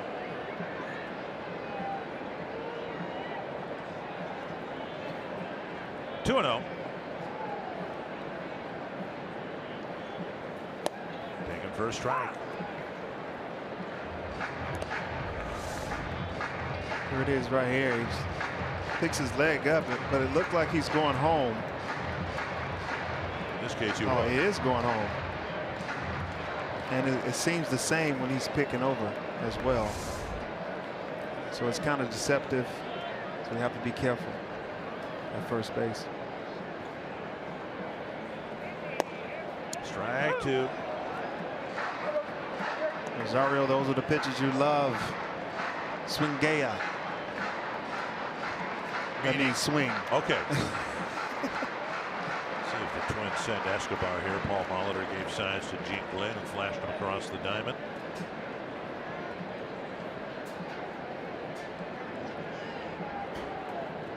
Two and two. Long look in.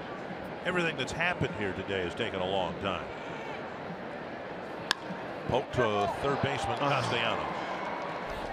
Line drive headed for the corner, but Castellanos standing right there, one away. Twins baseball on Fox Sports North is presented by State Farm.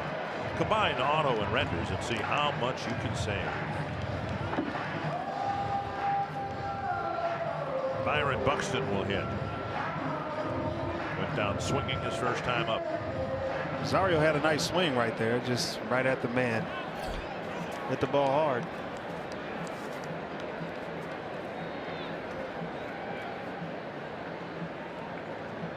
Swing and a miss.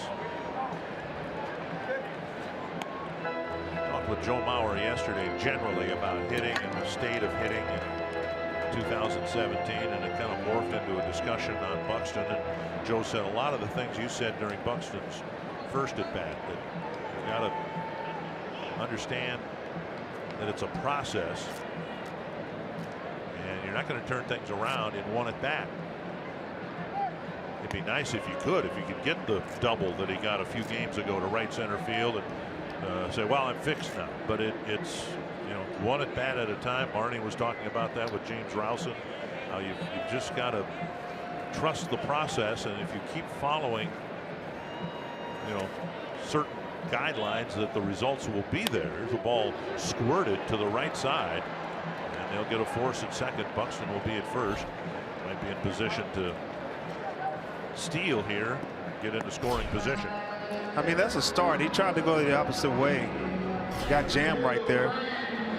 But you look at things like that, the stuff he's been working on, and if he can hit the ball to that second base side over there, he's going to have a little more success. Not saying go to right field, just try to hit it to Ian Kinsler, second base, right center field. And now Dozier, a single and a walk. It's amazing Dozier gets a double right here. He's going to score from first for sure. 2 outs. He'll leave with the crack of the bat.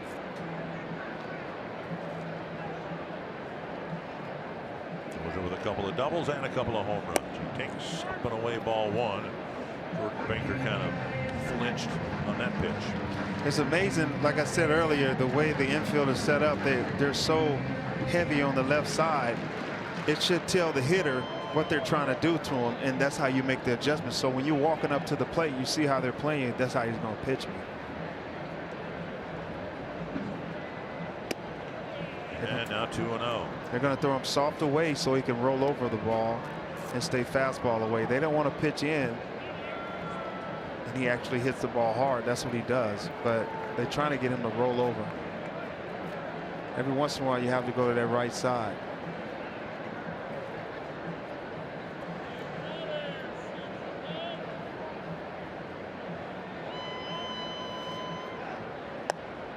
Called strike 2-1. The off speed.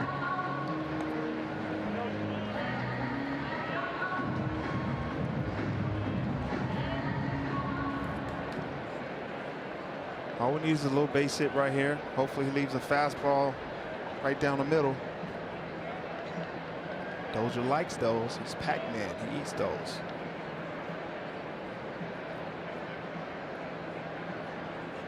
Swing and a miss, 2-2. Fastball up and away. Now the count's even. Buxton still at first base.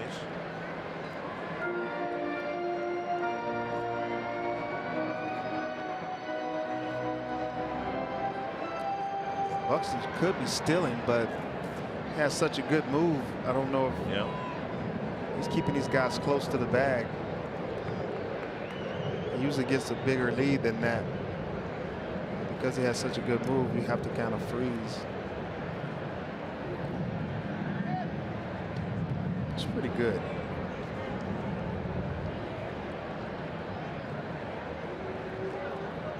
See his delivery when he throws over. Comes up. Looks like he's leaning towards first base. It's actually a pretty good move. Not going towards home. And his right foot doesn't come back across the rubber. If he does that, he's got to come home. Did it again. It's amazing because you see the third base coach Gene. He's standing behind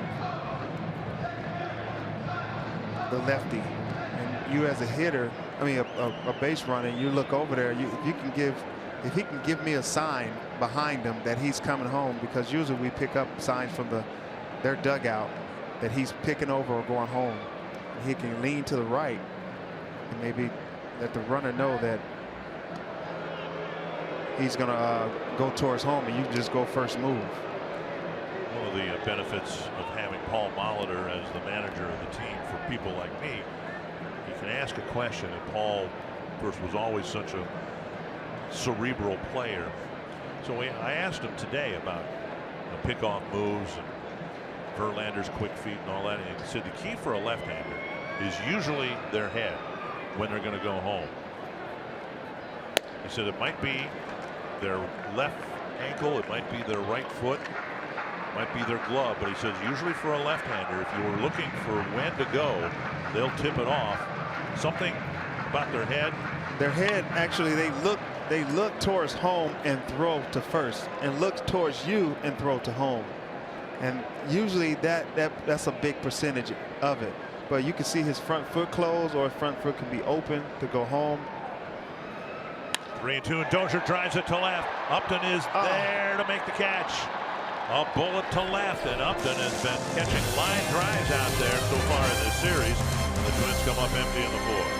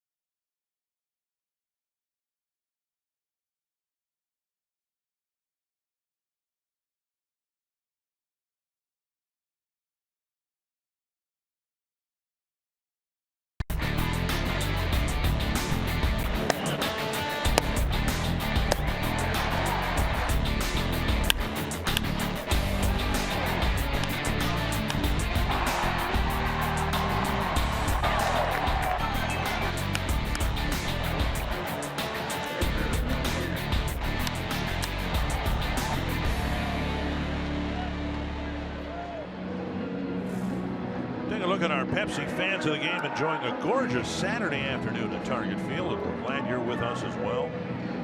With the Tigers in front 3-2. Going to the fifth inning, and the Twins will bring out their third pitcher of the ball game, right-hander Michael Tonkin. Tonkin has a great arm, man. If he can just have confidence and believe that he has one, this guy can do some great things for the Twins bullpen. Well, the Twins are in a position where Tonkin can step up and not only pitch a couple of innings, but restore a little order to this game. It's been kind of a ragged game on both sides. Haley came in, didn't give up a hit, but he hit Jacoby Jones in the face, walked Matuk. There was an error behind him. And it'll be McCann, Hicks, and Romine to face Tonkin here in the fifth inning. McCann walked and struck out in his first two plate appearances. And Tonkin starts him with a breaking ball, strike one. Getting ahead, usually we come out of the bullpen, you try to get ahead so you can play around with him and throw some gas by him. Fastball hits the corner. And McCann looks back.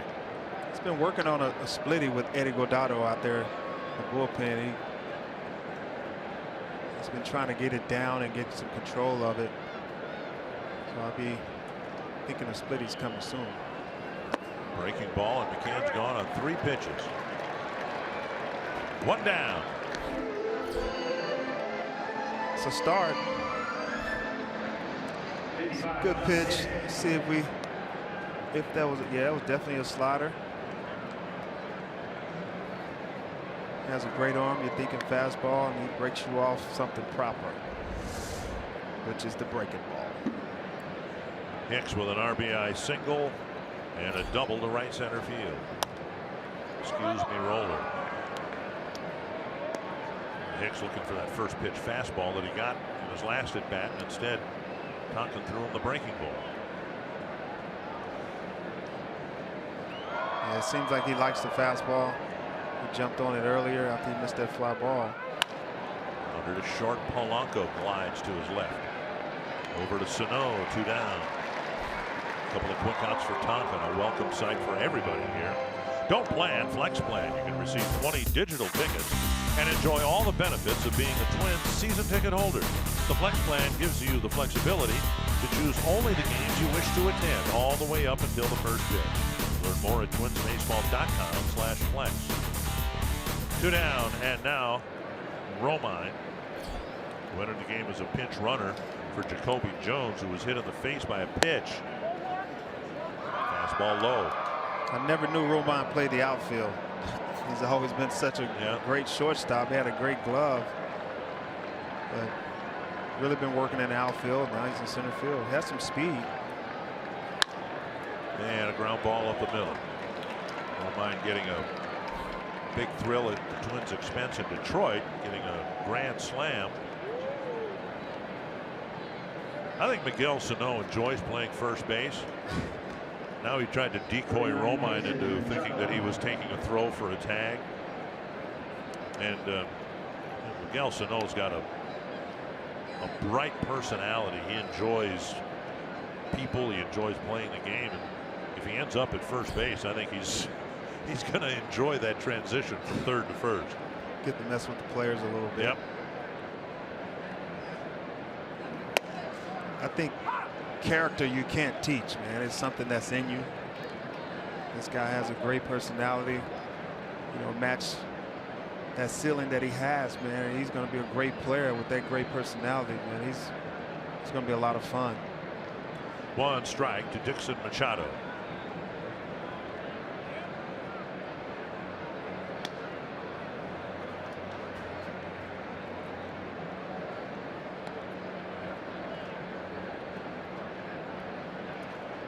Definitely need a ground ball right here. Get that force to second or first. Swing and a miss, 0-2. For a strikeout. We've talked about Tonkin and the stuff being there, but the tendency to give up home runs. Tonkin's got strikeout ability, averaging more than a strikeout per inning pitched. Too many balls have left the yard. One has already gone out this year. Like Eddie, I think Eddie was telling me he was trying to get him to throw on that outer third, down on the outer third.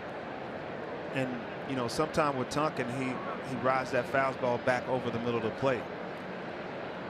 And if he can start barreling that ball on the outer third, won't be able to give up those home runs.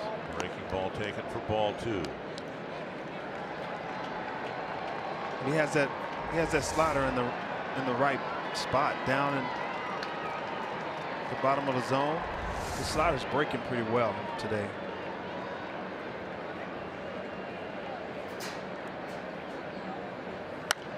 Pop foul over the Twins dugout.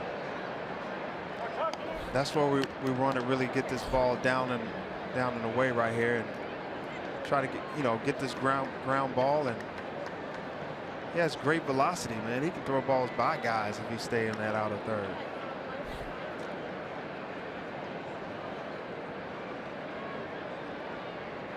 Two and 2. And he came inside. Machado. That's good. Keep him honest. Yeah. Came in and got him on a handle of the bat.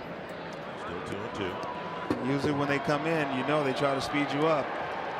And slider's been working pretty well today, so I really think he's going to throw this slider in the bottom half of the strike zone. And hopefully we get a wave and miss right here. 2 and 2. Machado just 1 for 11 on the year.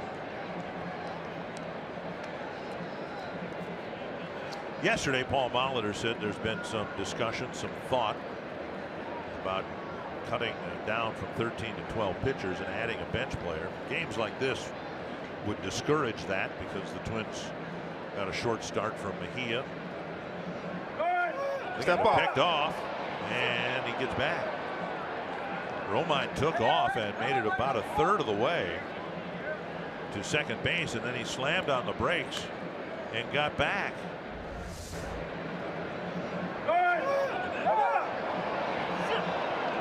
Sometimes guys will try to go 1001, 1002 because he had a rhythm earlier. He tried to take off early. Tapper left side. Escobar kicks it twice, and everybody's safe. It'll be the second error in as many innings. And third out is becoming elusive here for the Twins. Escobar had it bounce out of his glove. He tried to pick it up, and he still couldn't grab it. The number 9 man reaches, and Kinsler will come up with 2 men on. Hit the palm of his glove and popped out. I always want to get that in the pocket, so I won't roll up to the tip of the glove. Twins came into the game with just 4 errors, 2 on Sano, 1 on Kepler, and 1 on Polanco. Now Dozier's made 1. Escobar's made 1 today. Kinsler keeps coming up with men on base. He's left 3 men on. He had a bat in the second inning with the bases loaded and 1 out. That was the at bat, remember, where he claimed he was hit by a pitch. Home plate umpire Jordan Baker said as much. Was in the process of sending him to first base, and the Twins challenged and got the call overturned. 1-0. Fouled away 1-1. Nice. He stays right there with that fastball, and that's what he's been working on, and you can see it right there. Can't hurt you too much. And no damage done. It's 2 outs. Just make your pitch. Trust your defense.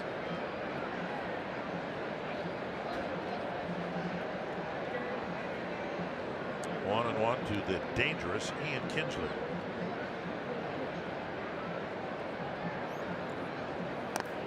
Check swing foul 1-2. Nice. Keep him honest. Stay in there for one more pitch and throw your slider. Slider's looking good.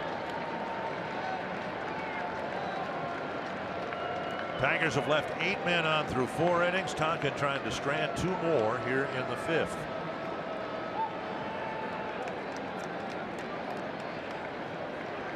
Breaking ball missing, and it's 2-2. And now you look up, and Tonkin's about to throw his 19th pitch. He got the first 2 outs very quickly. And Romine grounded a single up the middle. Machado's ground ball booted at third. And now 2-2 to Kinsler. Fouled back into the press box. And some of the poorest hands God ever made were given to Spotrac. Terrible. Charles Barkley, terrible. Terrible.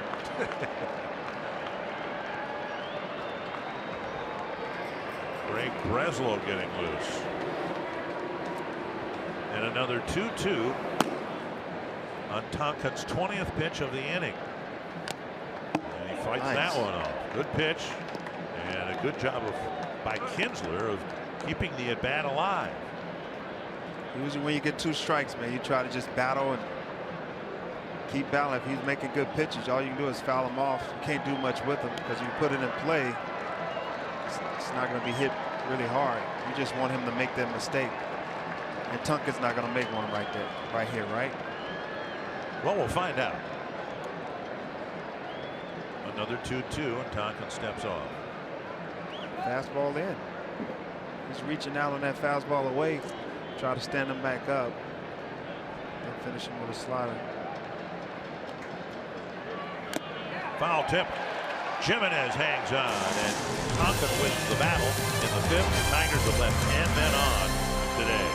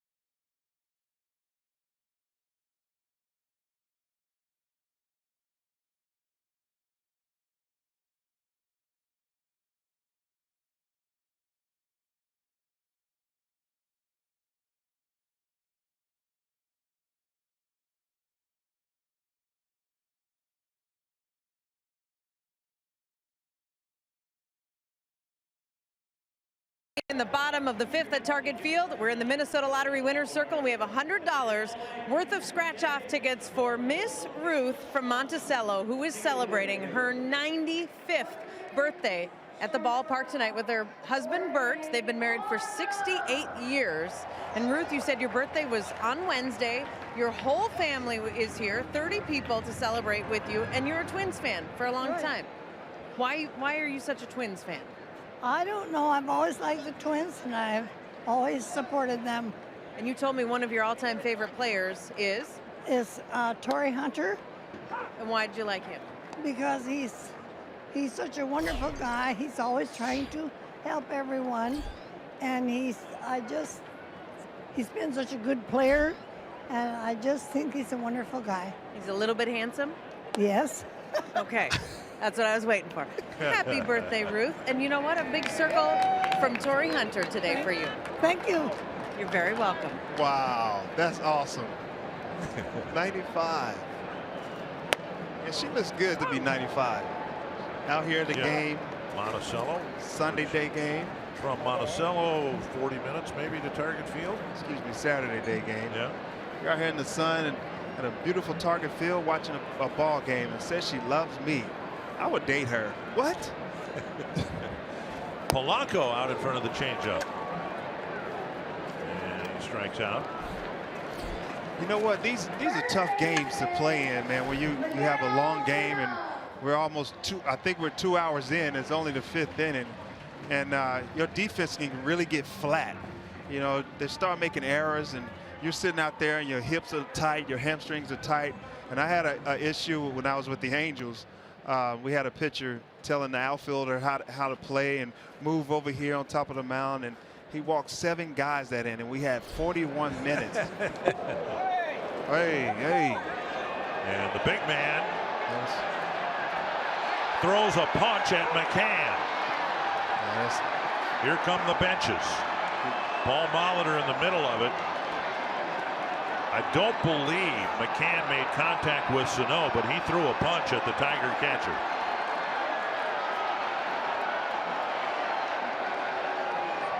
Whether that was in response to Jacoby Jones getting hit in the face. Sano took exception to being hit by the pitch. And McCann and home plate umpire Jordan Baker tried to get between Boyd and Sano. I believe I saw Sano get ejected for throwing the punch. Yeah. And that might be just the beginning of the discipline for him. Yeah, he threw punches. I think if the pitcher leaves the mound and he was off the mound, he's automatically out. He left the mound, so he should get ejected as well. The pitcher? I did not see that. But you can't be throwing punches. Of course, you can't throw punches at all. But you knew that was retaliation. Sano. Well, I don't know if it was so much a punch as a Kind of shoulder shrug to push back at McCann. Now the umpires are meeting about 30 feet up the first baseline. Well, actually, he had the umpire bump him, and he thought McCann did it. Now the pitch, I don't believe, hit Sano. Didn't it go behind him? Yeah, it went behind. Well, there's McCann who put his glove in his face. Right. That right. I didn't see. Yeah, he put his glove in his face first, and that's why. I thought maybe it was the umpire that bumped him on the shoulder, and he did. Tonkin coming in to tell Castellanos to mind his own business. Boyd, I mean, Matthew Boyd, I think should be ejected as well because he came off the mound. I misspoke. I did not see McCann provoke a reaction by Sano, but clearly McCann put his glove in and made contact with Sano's face. Yeah. So I'm going to point the finger at McCann for provoking that exchange.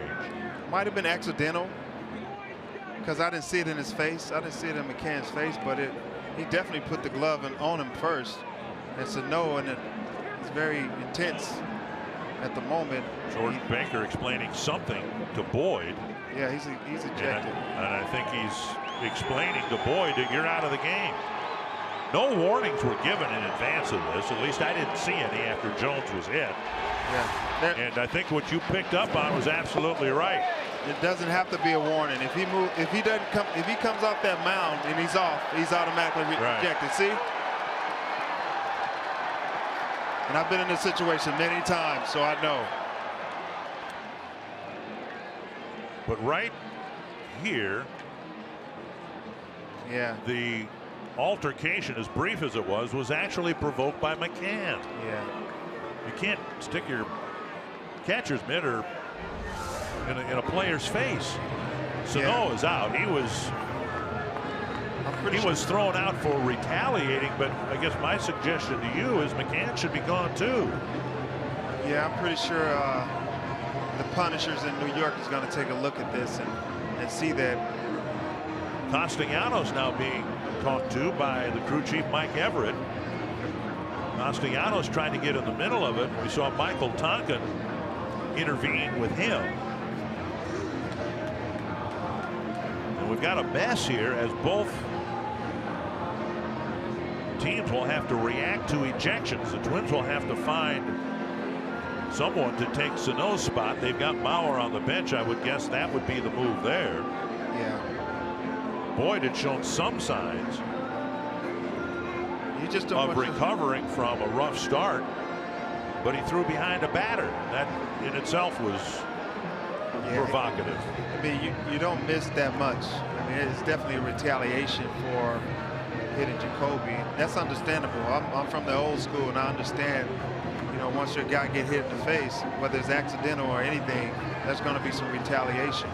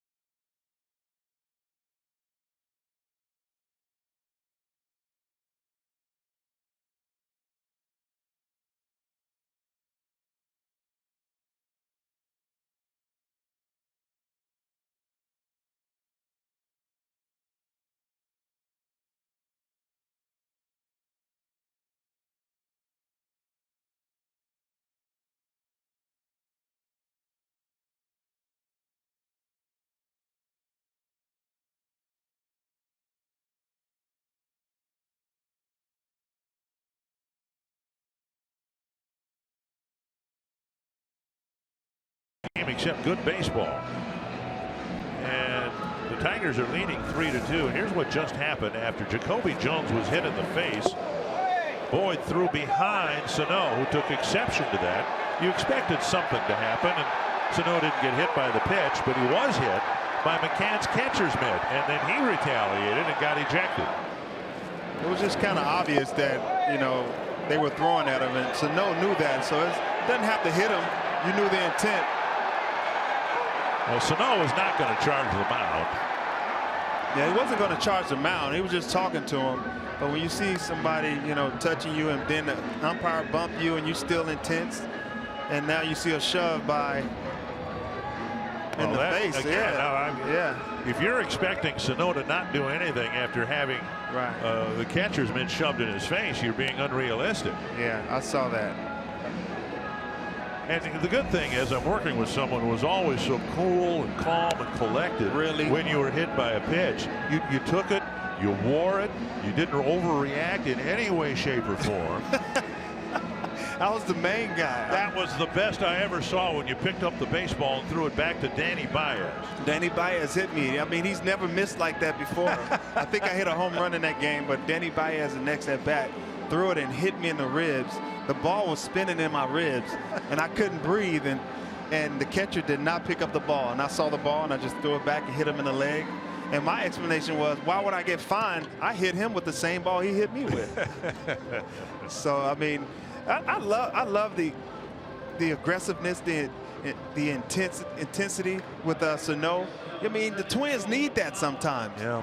You know, I know we're trying to get, have a clean game and different things like that, but sometimes you need a spark like that, and you don't want your big guy getting thrown out because we need that bat. But well, Blaine Harney will pitch, and of course he had as much time to warm up as he needed. Joe Mauer will take over for Sano, third of the batting order and at first base. You know, you have a veteran team in the Detroit Tigers. You got a lot of veterans on that ball club. You know, you hit one of their guys in the face, they're going to retaliate, and that's how they play the game. I hope not naive, but I'll claim that Justin Haley had no intention of hitting Jacoby Jones at all, much less in the face. But still, you'd expect the Tigers to respond in some way, and they threw behind Sano. They didn't hit him. And in what I think would have been a harmless situation, ended up with the benches clearing because McCann shoved his catcher's mitt in Sano's face. Yeah, there was no intent in Haley's pitch at all. Like, he's not trying to hit a guy in the face. And he tried to get in. The ball probably got away from him. But regardless, if I was on the other team or any team and you hit my guy in the face on accident, it doesn't matter.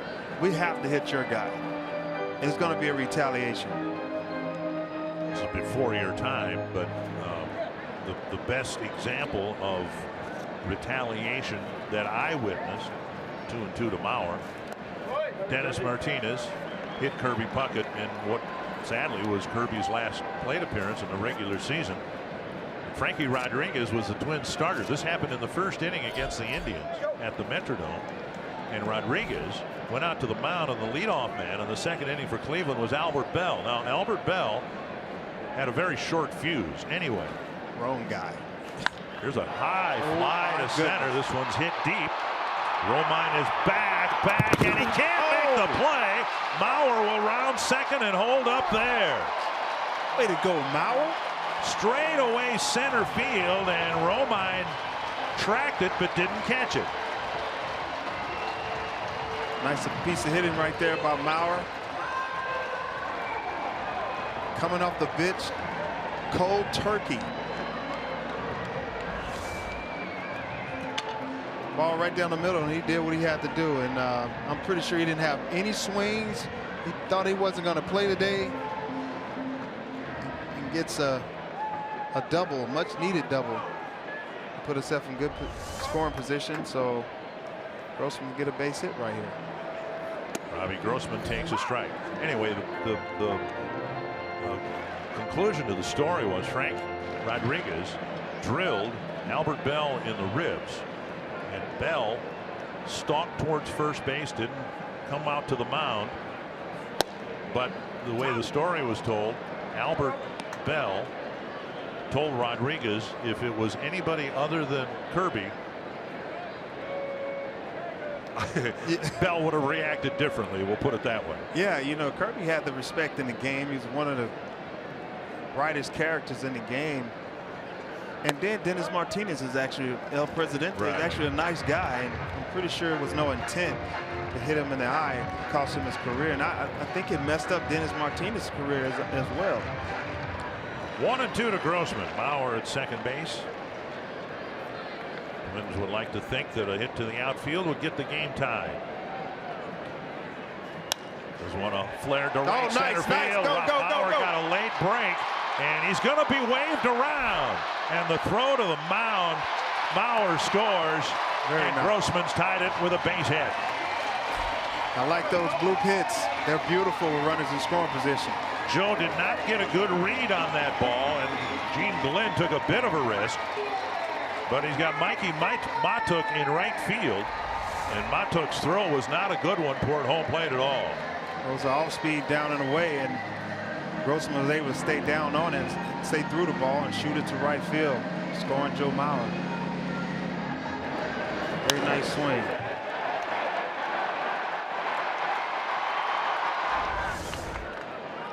And Grossman is at first with the game now tied, and here's Kepler. Down and in, ball one.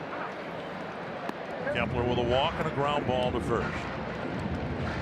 Joe Mauer starting that inning off, well, starting the rally off, and Grossman, once again, that went down a soldier.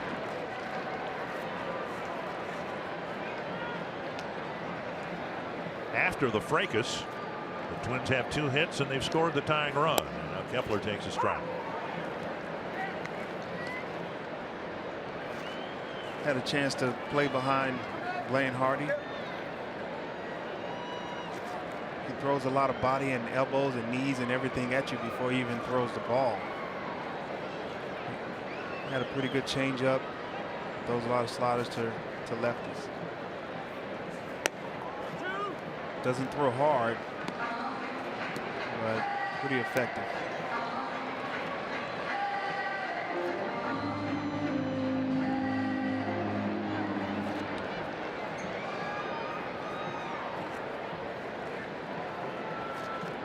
Two and one.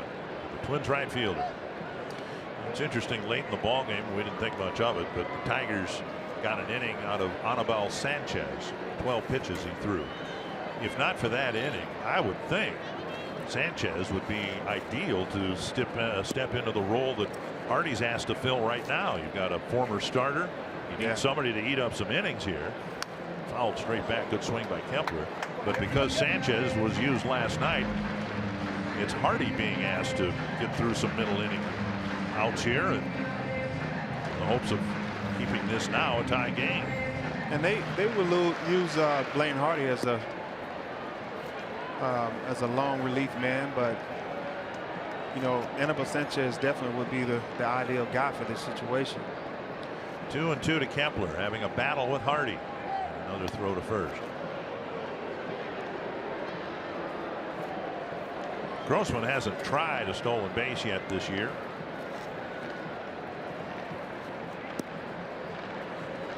I like when a runner's on first base and the first baseman is holding them on. Creates another hole for a pull hitter. And we've seen Kepler hit that hole with ground balls too. Right. One of the reasons Paul Molitor has hit him second a couple of times this year. And that's one of the reasons why a lot of players don't steal when they're at first base. They don't steal when the lefty's on at the plate that pull the ball. You know, we just stay there so we can keep that hole open. And if he hits that hole, you can go first and third. Another 2-2 to Kepler. Takes a ball, third strike. Tough pitch. 2 down. Might have been a changeup up.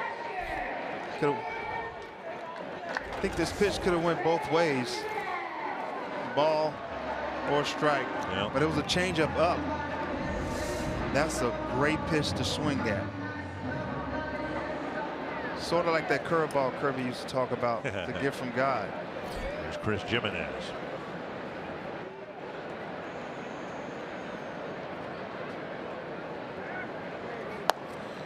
Thursday afternoon's series finale with the Indians was a game kind of similar to this. It was an ugly game. Indians ended up winning it. Strike zone was all over the place. And finally, Paul Molitor had enough with Alan Porter, ended up being ejected from the game in the 8th inning. And I don't think Brad Ausmus is any happier about the strike zone in today's game than Paul Molitor is. It's just kind of been all over the place, inconsistent. So you don't know what to swing at, what to take if you're a hitter. Yeah. And pitchers don't know where the strike zone Right. is, so they're trying to create their own. 1-1. Fisted foul, 1-2. With 2 strikes, I mean, with Jimenez, you know, they actually play up straight. You got the second baseman playing straight, you got the shortstop playing straight, and the third baseman, but you got a great big hole over there. Just a bloop, a 10 chopper can get through that. That's part of the Red Sea right there.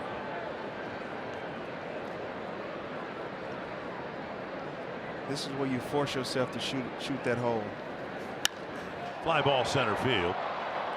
And an easy play for Romine, fighting the sun, but he makes the catch. Twins tie it up in the 5th. You're watching Twins baseball presented by State Farm.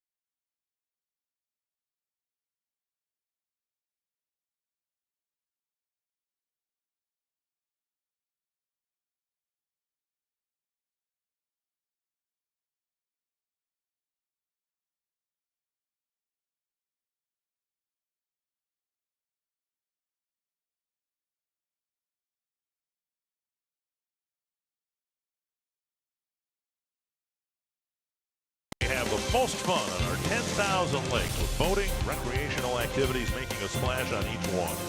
If you'd rather take a back seat, climb aboard an excursion boat. Big or small, a narrated boat trip offers a relaxing, scenic, and informative afternoon on the water. Find endless ideas for the perfect getaway at exploreminnesota.com. Share your favorites with hashtag #OnlyNMN. Well, this game is tied, and we've had a lot of weird goings-on here this afternoon. It's a gorgeous day for baseball, but the baseball hasn't been so pretty. We'll see what happens here as we move to the 6th in a 3-3 game. Mikey Matuk will lead things off with Joe Mauer replacing Miguel Sano at first base. And Tonkin delivers strike 1.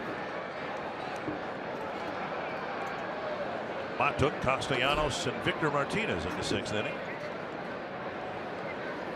1-1. Even though Tonkin comes in here as the 3rd Twins pitcher, and the Tigers have just used 2 so far, you'd have to think that the Twins have the advantage with their bullpen.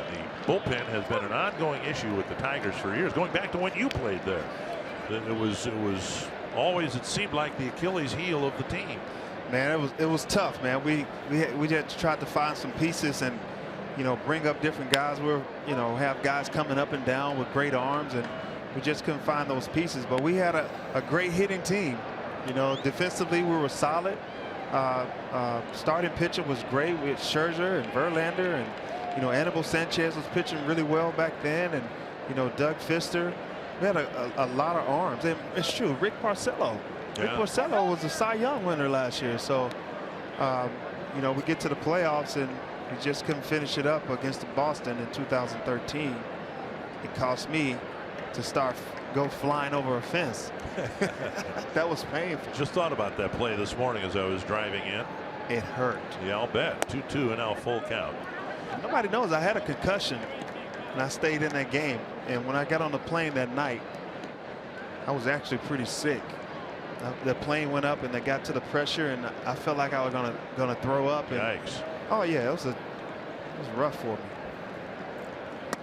And now Tonkin got ahead of Matuk and lost him to a walk. This is what precipitated what happened in the bottom of the 5th. Fastball up and in, and Jacoby Jones got hit right in the face.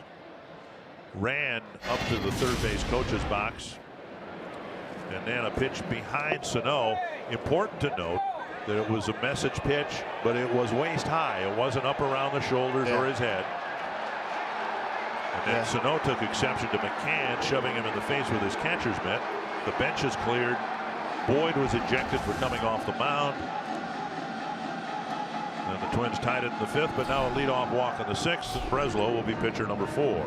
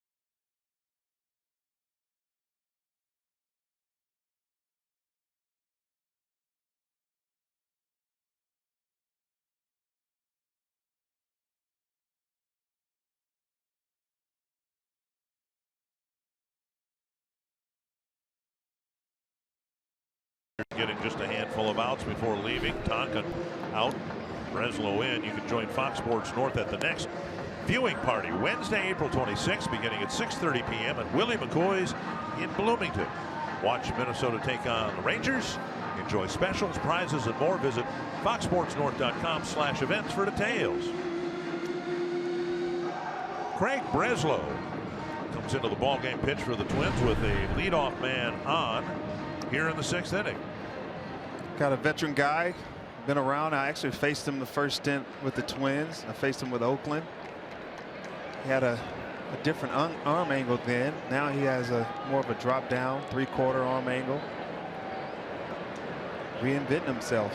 That's how you stay around. And Castellanos will bat. Fouled away.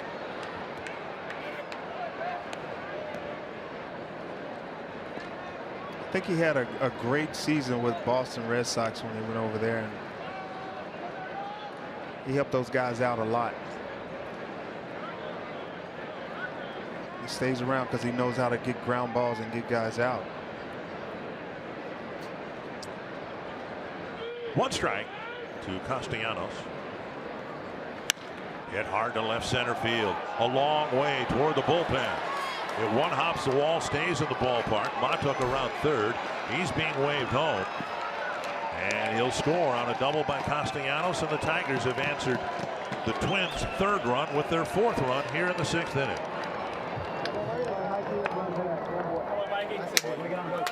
He left that pitch up, and Castellanos was able to put good wood on the bat, on the ball. That's not where Craig Breslow wanted to throw that pitch, I don't think. Left that out over the plate, and he was able to capitalize on that mistake by Craig Breslow. And Mikey Matuk was actually running pretty good. Scoring from first right there. He had some speed. Now Victor Martinez with Castellanos at 2nd, nobody out. Breslow misses.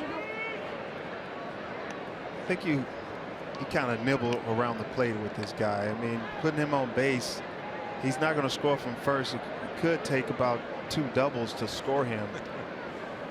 You know, and not in a bad way. I'm not talking about, but I wouldn't play with him because he can really hit. Right. The runner's in scoring position. I would just have to put him on base. Play it smart.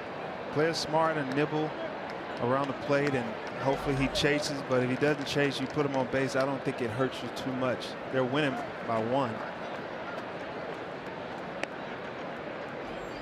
Create that double play. But you got one of the hardest hitters behind him. Justin Upton. He's swinging the bat pretty well this series. He is, even though he missed a couple of games down in St. Petersburg. Stepped right into the lineup and has hit the ball hard. Now inside 2-1 to Victor Martinez. Why did he miss games in St. Pete? I need to do my homework. He was hurt. I believe a wrist problem. Okay. That will keep you out of the lineup. 2-1 to Victor Martinez.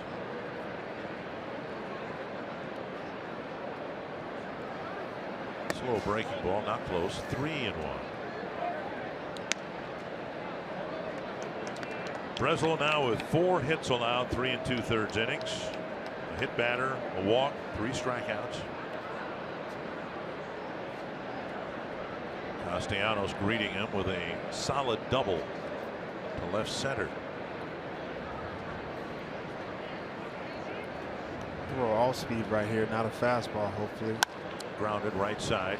Dozier gets this one. And Martinez advancing Castellanos to third on the first out. That's actually a pretty professional at bat.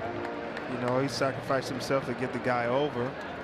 Now here comes Paul Molitor with Upton due up. We're going to have yet another pitching change.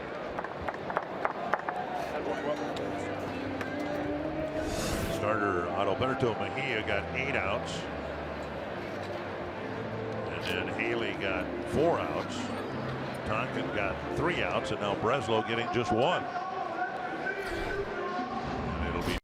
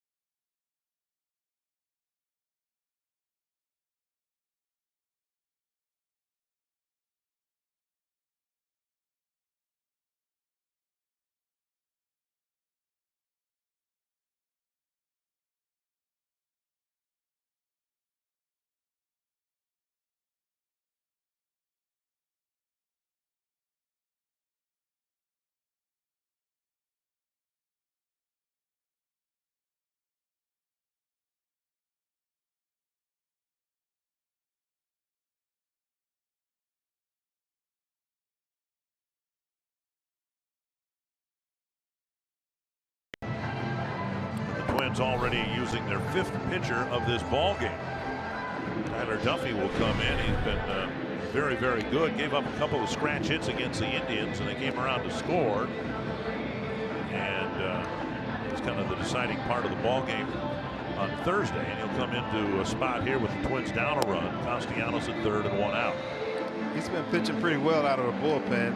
I see opponents are hitting 212 off of 2 ERA. You can see home plate umpire Jordan Baker made a special trip to the mound to have a very brief word with Duffy, and I'm guessing the umpire saying, hey, warnings have been issued.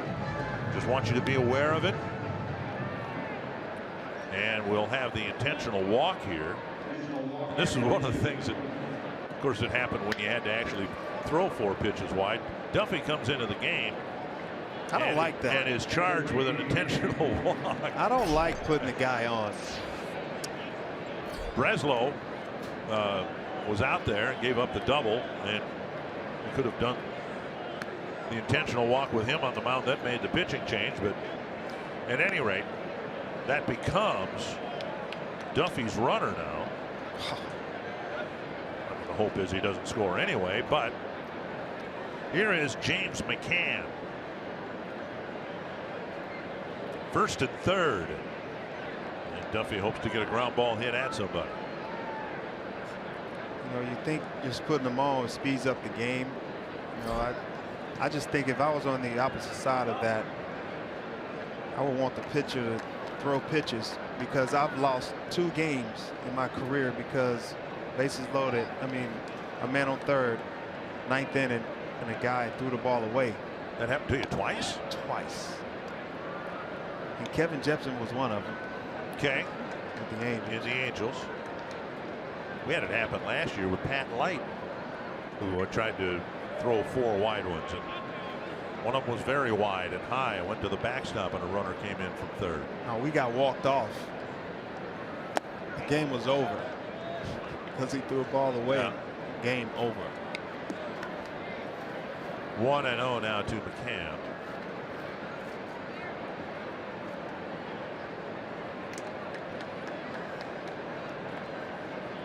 Twins have Rogers from the left side, Presley, Kinsler, and Belisle available yet from the right side. Duffy's been pitching well out of the bullpen. He Came inside, got a foul ball, 1-1. has great stuff, man. His 2-seamer's been moving a lot. His changeup has been diving, and that slider, or the curve, the slurve we call it, a slider curveball. It's been breaking a lot, and guys have been swinging and missing it with that pitch. With right-handed batters, with the advice of Bert Blyleven, Duffy's moved over to the third base side of the rubber to give a little more sharper angle to that breaking ball to the right-handed batter.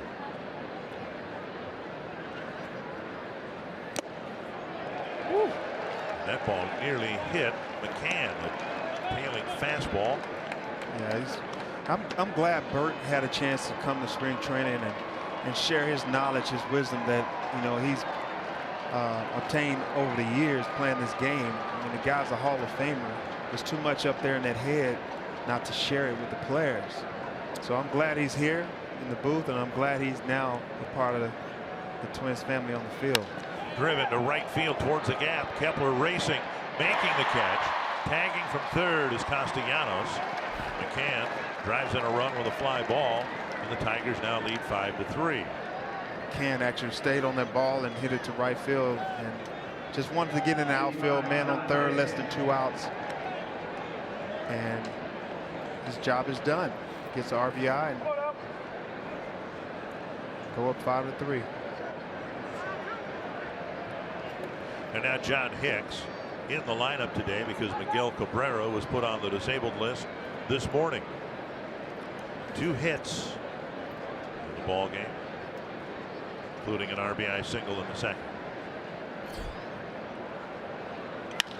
On the ground, Polanco backhands, flips to second, that ends it. And Duffy upset that he gave up the sacrifice fly. The Tigers scored 2 in the inning.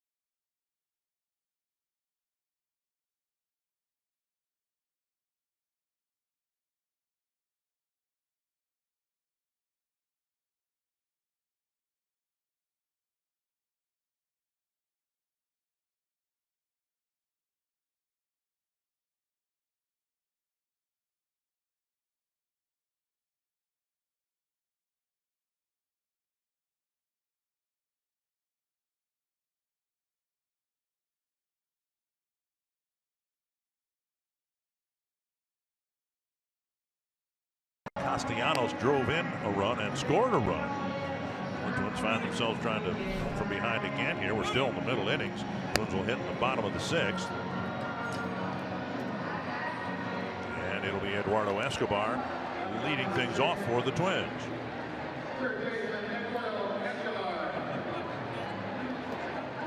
The shadow is starting to come in. Usually only a problem in the 3 o'clock games, but this has been such a laborious game. So slow paced. Here it is, 4 o'clock roughly.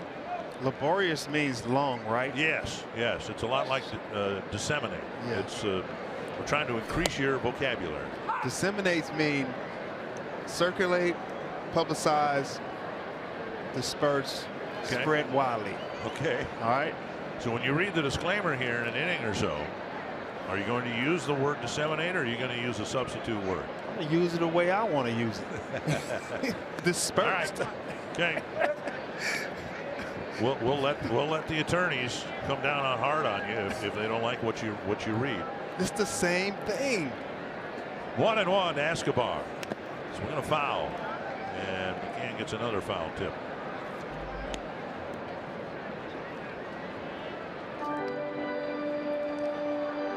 Escobar, man, he's one of my favorite hitters, man. I tell you what, he's going to battle right here and maybe get a blue pit. Got a leadoff single in the 4th. A foul ball. Hey, the Twins announced today that this ballpark was voted named the greenest ballpark in America. It has nothing to do with the brilliant green grass here, but Chairs. ecologically, in terms of conserving water, recycling within the ballpark, the greenest ballpark in America. Wow. Popped up right side. Kinsler retreats. Matuk comes in, and Matuk with the catch. Escobar retired. Here we go. This copyrighted telecast is presented by authority of the Minnesota Twins. It may not be reproduced or retransmitted in any form. The accounts and descriptions of the game may not be disseminated, which means dispersed, without the express written consent of the Minnesota Twins LLC. Nicely done. Nicely done. Disseminated. Wow, dispersed. I learned something. One down here is Rosario. Outside, ball 1. Rosario with a single and a run scored, and then he sliced a line drive to the glove of Castellanos in the 4th. 2-0. We just need Rosario to get on base right here. Home runs are great, but they can kill a rally sometimes. Yes, it's 5 to, Talking about it. it's 5-3. Stroked to Kinsler. Nice swing. And Rosario has hit 2 line drives for outs in his last 2 at bats. What I was saying is 5-3. You hit a home run. If you're trying to hit a home run and you don't hit one, I mean, it doesn't seem, it's not good. But when you hit a home run, it's 5-4. That's cool, but there's nobody on base. Now you got to start all over again. See what Buxton does here. He's got a left-hander on the mound and a very inexperienced first baseman in John Hicks. We kind of half expected him to try a push bunt at some point today. With 2 outs, better chance he'll swing away, but Buxton got a bunt single the other day against Cleveland and worked his way around to score. Now pitch taken for a strike, 1-1. It'll be a good time to really just settle down and try to get on base any way you can. You know, for Dozier. Dozier gets up there, you know, there's a chance he can hit a home run. 2-1. And a walk would be nice. He can work one in, but Blaine Hardy usually throws strikes. He doesn't walk many guys. Tapper towards third. Nice stop by Castellanos, and it'll be an infield hit for Buxton. Castellanos knocked it down, had to throw from the seat of his pants, and Buxton's aboard with an infield hit. It's amazing that Buxton's been using his legs on the balls on the ground. the ball's on the ground, Bucks has been using his legs, and if he uses his legs and hit that ball on the ground, he's going to be on base safe majority of the time. And he, you know, they thought he was going to bunt, so they had Nick Castellanos playing on the grass. So hit it off the end of the base, and guess what? You usually have to dive for that ball if you're the third baseman because you're playing in. The ball wasn't hit that hard. If he's playing back, he gets that ball and field it clean. Good point. And so the Tigers go one man deeper into their bullpen for Shane Green.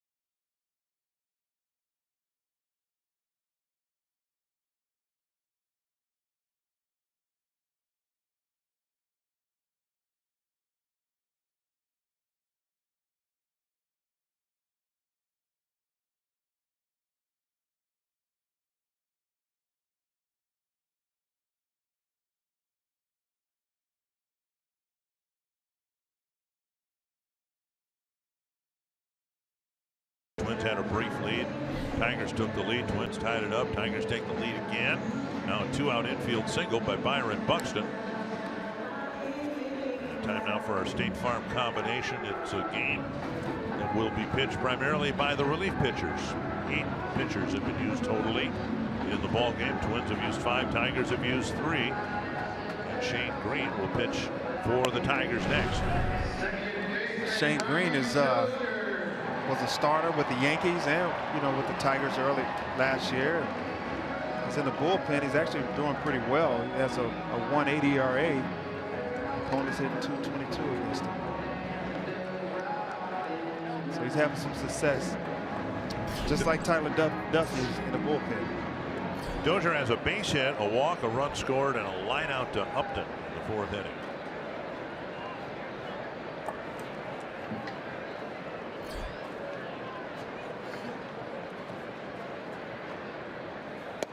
Takes a strike over the inside corner.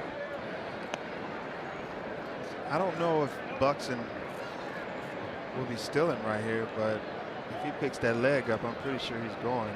And look at that big hole over there. First base and Ian Kinsler.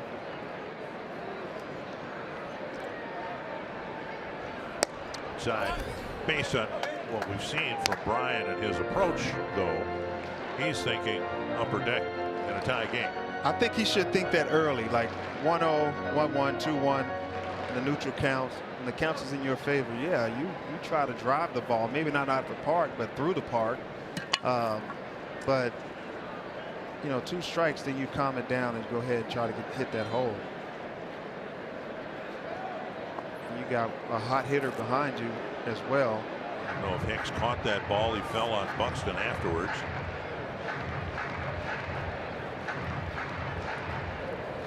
Again, Hicks was with the Twins in spring training last year. Wasn't with the major league club.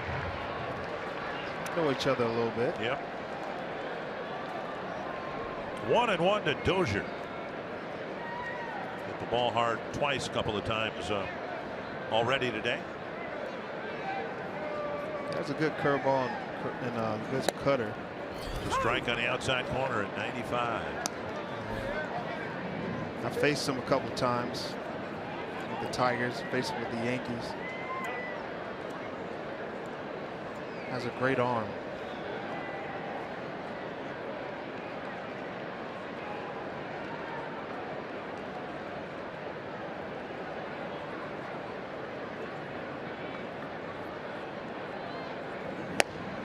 Dozier, fastball, 96 miles per hour, strikes out.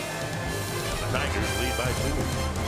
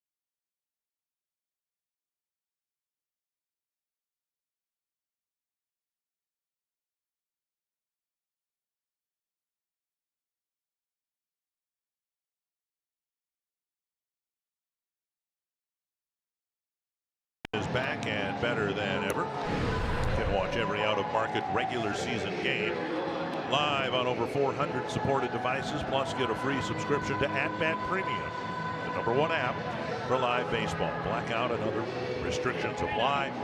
Visit MLB.tv for details. Dick Bramer, Torii Hunter, Marty Gellner bringing you Twins baseball on a beautiful Saturday afternoon. Bert Blyleven taking the weekend off. He'll be back on the air Monday night in Texas. Andrew Romine will lead things off for the Tigers in the 7th. The shadow is definitely trying to set in right now. All right, when does it become a problem for the hitter? Right, I say halfway between the home plate and pitcher's mound. Once it gets halfway, the ball's in the sun, you see it right, and then it gets dark. Kind of messes up your depth perception. 1-1. You really can't gauge, you know, whether it's hard or soft, or you lose sight of the spin. It's tough. Pitchers love it. I would think particularly pitchers that can spin the ball a lot, because they require, or they rely on movement, and when you get the shadow about halfway between the mound and home plate, that's about where the a breaking ball starts breaking, when it's out another maybe 5-10 feet. Lifted to left, and Rosario, it's a can of corn, makes the catch. 1-1. I had to face Mariano Rivera, without the shadow. Right. It's actually pretty tough, but I had to face him with a shadow one time, and I had no chance, but he walked me. Huh. I wasn't swinging. Couldn't see home plate. It was in the shadow. He walked me. I was like, oh, I need to do this all the time. I tried it the next time. Oh, I was struck out in 3 pitches. Didn't even get the bat off my shoulder. Dixon Machado. Breaking ball, strike 1.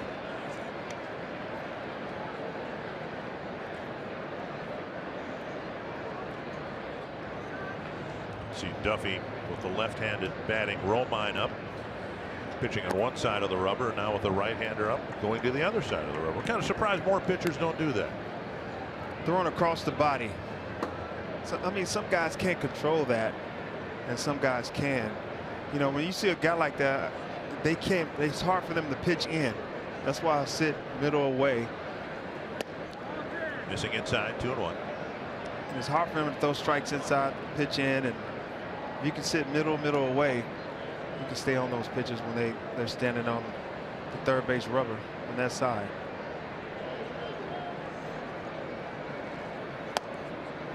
And a strike 2-2. Duffy's doing it. Duffy's been good in the bullpen. Really good closer for Rice University in college. The Twins groomed him as a starter. And 2 years ago, he came up and was one of the more effective starters. Oh, bats gets slung into the Tiger dugout right over the left shoulder of Ian Kinsler. Put some stickum on that bat. Since he lost it, he can stick him and put it on the bat. There you go. Whenever you lose the bat, you can do that. You can't do it if you don't lose the bat. You can't walk back and get stick 'em if you're in the batter's box. Were you did you have a lot of pine tar or stick 'em on your bats? Yes, I had a lot of stick 'em on my bat. I put it on the label of the bat, and you put a lot there so you can grab it every once in a while, and so you can keep your grip. 2-2 to Machado.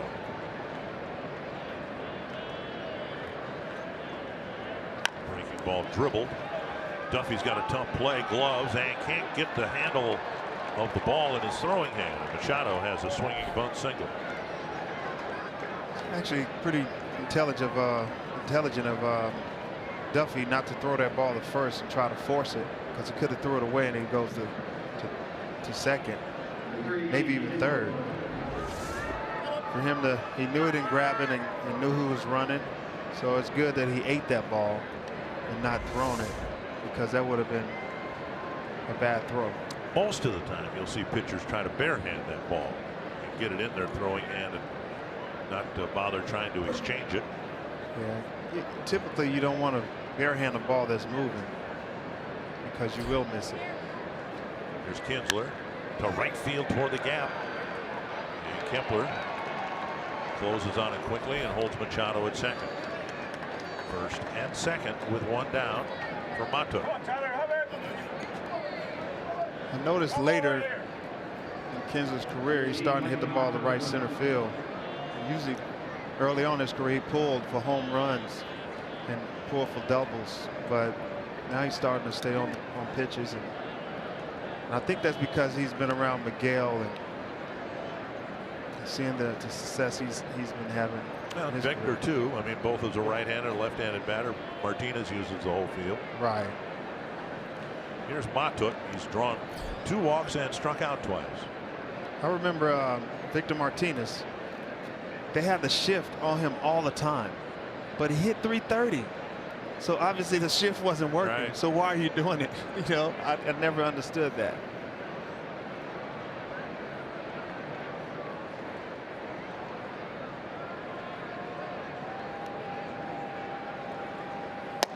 Fastball at the knees. It's a good pitch. We can get a ground ball right here, double play. Mikey's pretty fast, though. Outs have been so hard to come by today for both teams. Just the mere thought of getting 2 outs on 1 pitch. My goodness. Sliced foul. That would be nice.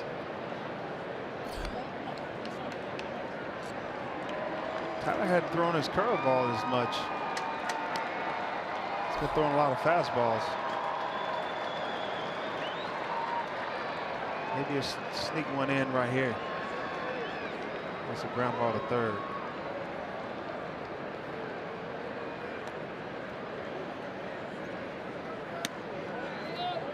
And now 1-2.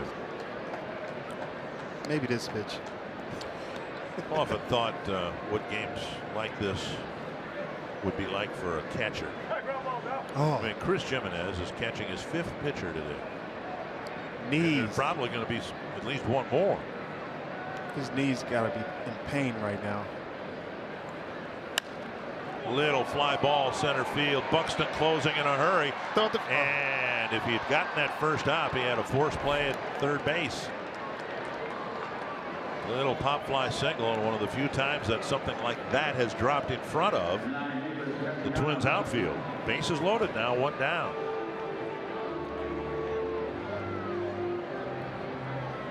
Got a 2-seamer. He stayed in on him, but he stayed with it and hit the ball up the middle. I always say those jam shots are beautiful. Castellanos will come up with the bases loaded. He's already picked up a couple of extra base hits, a leadoff home run in the 3rd, and an RBI double and a run scored in the 6th. This guy's hot, so you might want to throw your curveball. He has hit into 2 double plays this year.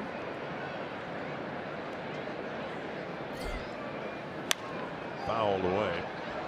Escobar playing behind the bag at 3rd. Bauer playing in front of the runner at 1st. If it's hit to Joe, he'll likely come home, get the force play. It looks like anywhere else in the infield, they'll try to go around the horn.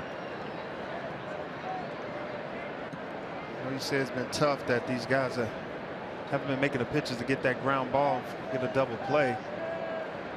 Hopefully we can get this pitch right here and stay down and away on him.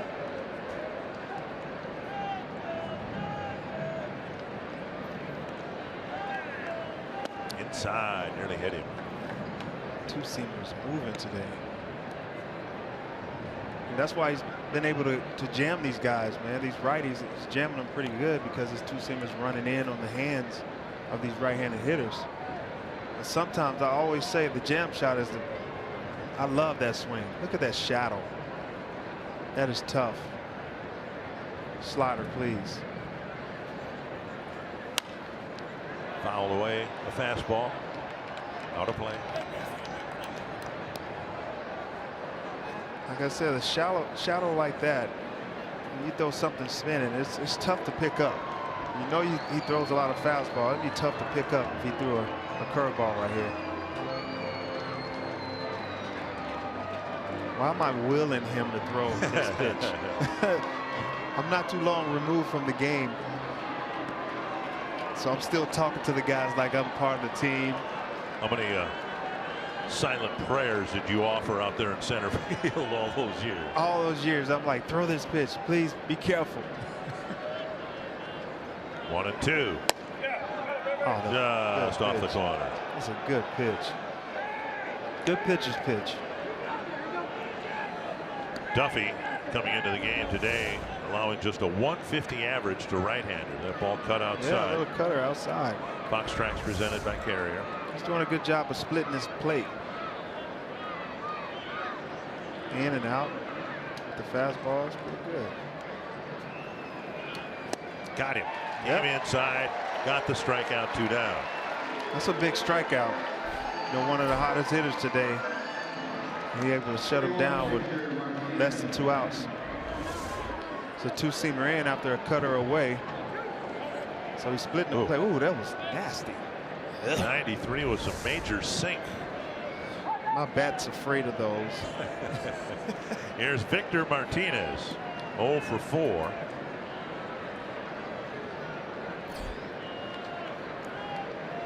Tigers have already left 11 men on. And if Duffy can get Martinez, see if you've got some Arkansas high school math going for me. 11 plus 3 is how many?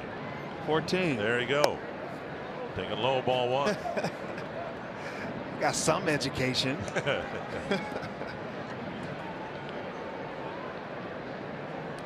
Brian Dozier committed an error on Victor Martinez's ground ball in the 4th inning.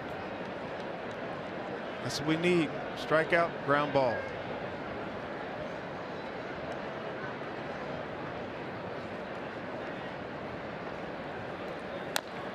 Dribbled foul, 1-1.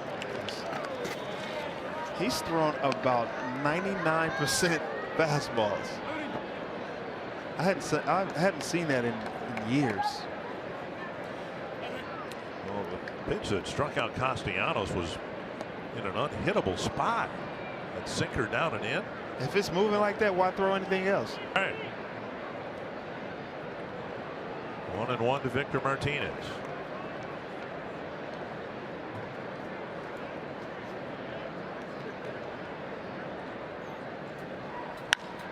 Line to left.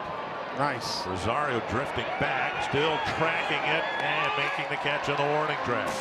The Tigers lead 5-3. They've left 14 men on through 7 innings.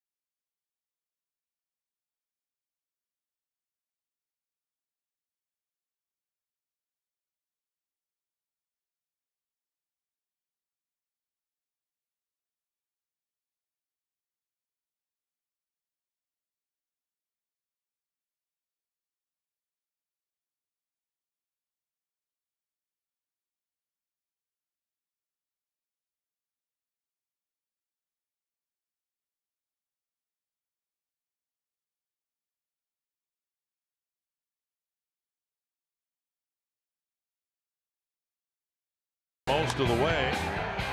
Jorge Polanco with a 2-run double to give the Twins a very brief 2-1 lead.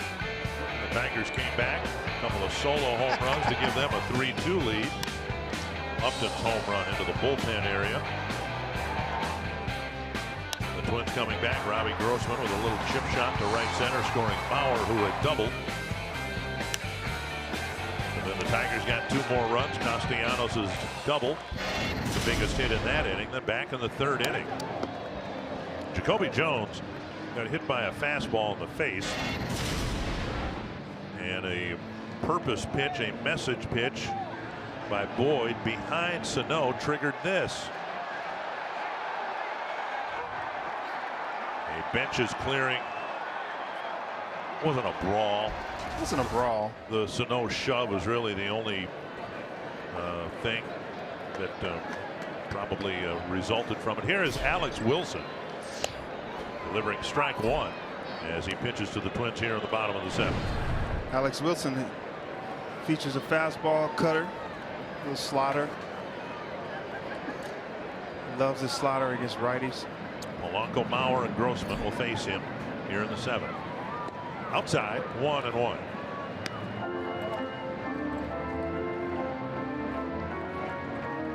Sano was ejected. Mauer replaced him, and now the Tigers are on their 4th pitcher. Is this their 9th pitcher? The 9th of the game. The 9th of the game. Twins have had 5, and now Tigers have used 4. 2-1 to Polanco. A 2-run double in the 2nd inning, giving the Twins a very brief lead. Look at that shadow.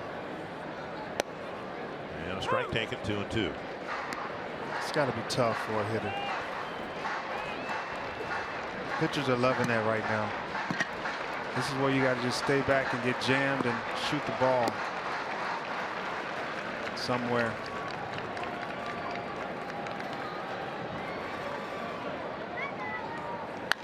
A drive to center. It's carrying Romine back near the warning track going away. And that'll bring up Joe Mauer.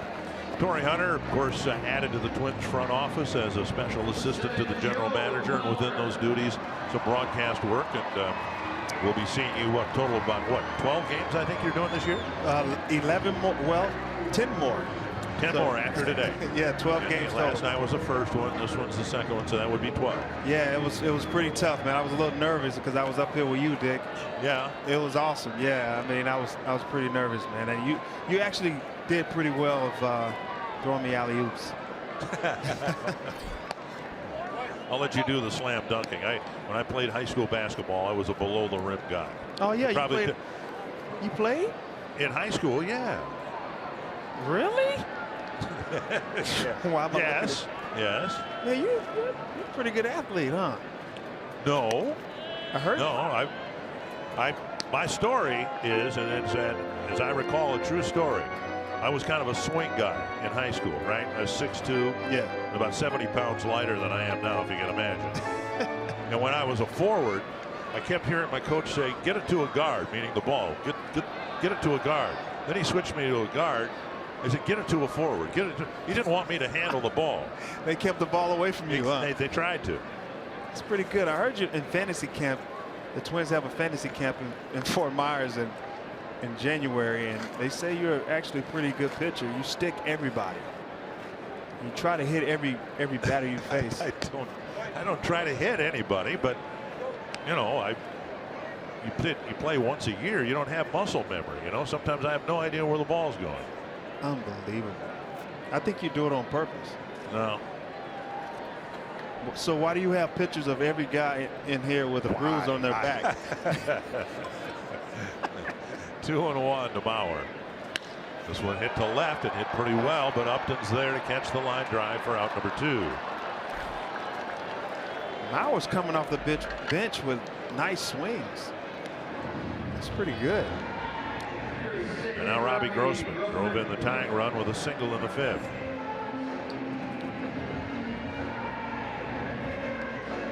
With Sano being ejected, the Twins will play on here today with Santana and Castro as their bench players. Grossman checks and takes a strike. That's why you really don't want your big guy getting thrown out of games. You know, I didn't know that until I got older, but but you don't want that guy who's hitting for power. And chopper to short, backhanded by Machado, and a clean inning for Alex Wilson as the Twins go down 1-2-3.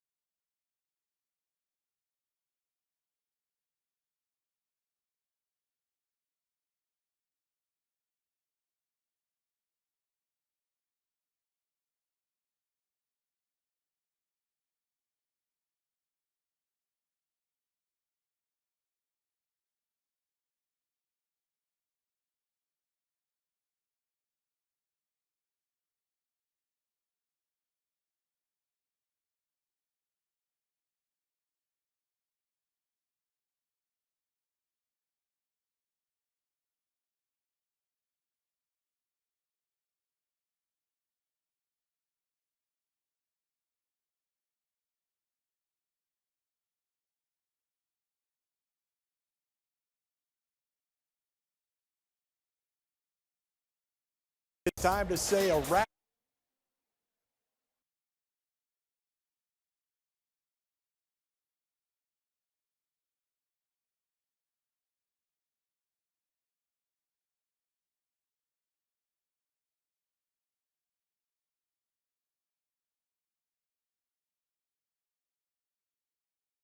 Jeff Grayson with your Mall of America Studio Sports Update. It is time to say a wrap for the Twins and the Tigers. They will wrap up their Central Division Series on Sunday afternoon.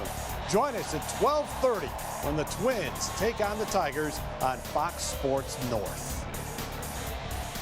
you know, Dick says that he doesn't stick anybody on purpose. In a fantasy. Yeah, on purpose. Yeah, you do it on purpose because you got this guy right here, the older guys who's been taking blood thinners and they get bruised. And here's another picture of a guy, and he's kind of boasting about it. Yeah. So he frames them up here, and you know you hit those guys on purpose, and now they got bruises for life. No. You're excited. Why do you have thumbs up like, yeah, I hit you? Matt Belisle comes out of the Twins bullpen to pitch to the Tigers in the 8th.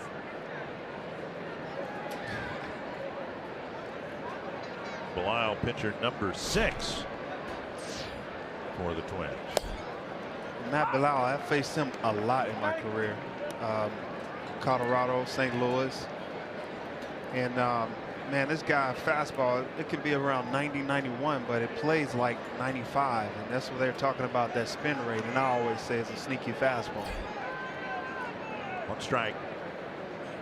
Now the story goes that you and LaTroy and Michael were instrumental in Belisle coming here. What was it about him that you thought would be a good fit for the Twins? Well, me personally, I faced him so many times that I just saw what he had, his arsenal. He had a cutter. He'd throw the cutter front door, he'd throw it back door. He'd do anything he can, but he actually throws strikes. And LaTroy and Kadire played with him. And they said they just love his makeup. I didn't know him personally, but watching him in spring training, this guy was a true veteran. He's a true professional. He works hard. He's not married, doesn't have any kids, you know, and to have discipline like that when you don't have that wife or the kids, the responsibilities. I love to have him in that clubhouse. They say he's a great clubhouse guy and a great teacher as well. He was signed in early February, and it didn't take long in spring training for him to emerge as a leader among the relievers. They've got their own, it happens you know, numerous clubs, but the relievers have kind of their own little clique going, you know, and Belisle quickly emerged as a leader in the bullpen. I mean, leaders, man, leaders are made. I mean, this guy's been out there, been in postseasons, and Buxton will try to track this down. already got there. One away.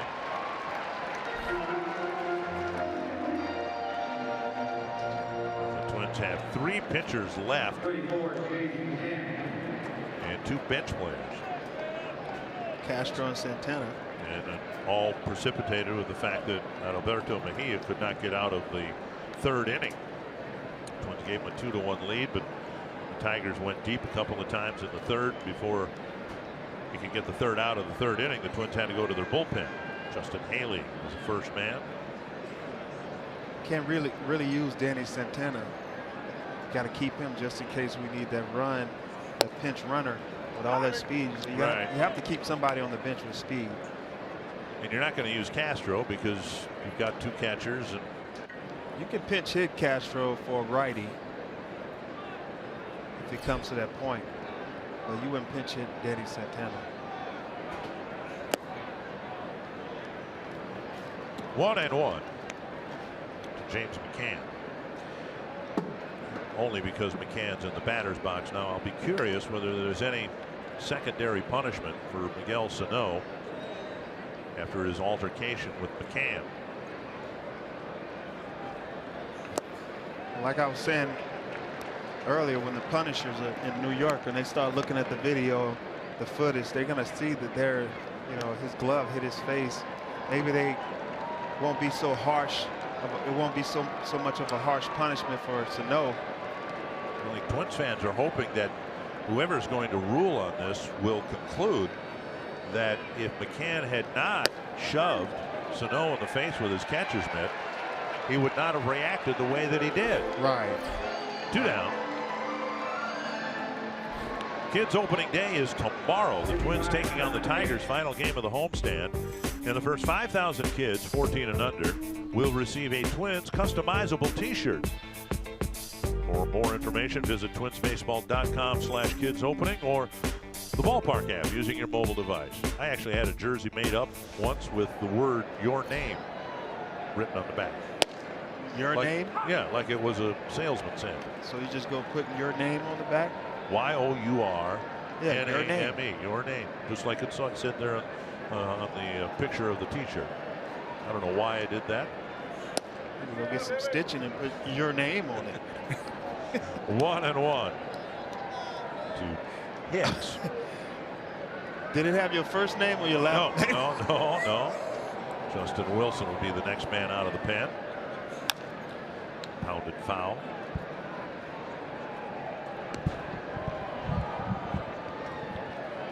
Tigers getting a run in the 2nd, 2 in the 3rd, and the go-ahead runs in the 6th. The Tiger bullpen, hardly a strength, has settled down and pitched a couple of scoreless innings here. Hicks likes to really pull the ball. He's been pulling the ball this game. Seems like he's using that top hand to get around the ball. I've seen him throw too many off speed to him yet. Twins were really disappointed that they lost Hicks. They liked his promise behind the plate. Career .285 minor league hitter. Right off the end of the bat, foul. There it is, the off speed. Just under 2,000 minor league at bats, 42 minor league home runs. I think the Twins thought that with his size he could develop late into a pretty good catcher. He's a big boy, man. He's 6'2", 228 is together what he's listed at. And a fly ball to right. Kepler coming in. And he makes the catch, and a good inning for Belisle as the Tigers go down 1-2-3. You're watching Twins baseball presented by State Farm.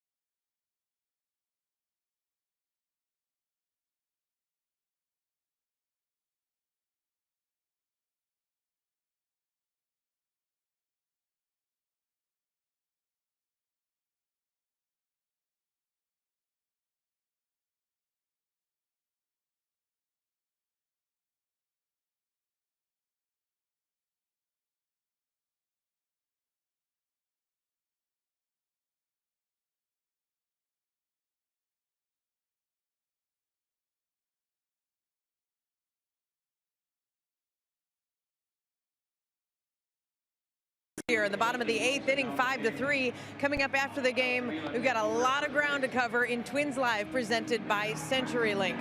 We will look more at that dust up in the 5th inning, where both benches cleared, the bullpens cleared.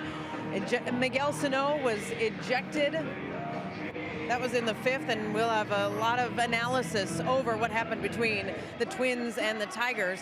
Also, how Nick Castellanos has continued to hurt Minnesota. He scored a couple of runs, knocked a couple more in this afternoon. And Paul Molitor's take on everything that has happened. A short start today for Mejia and the benches clearing in the 5th. All of that in a very packed show this afternoon. Dick and Tori. All right, thank you very much, Marnie.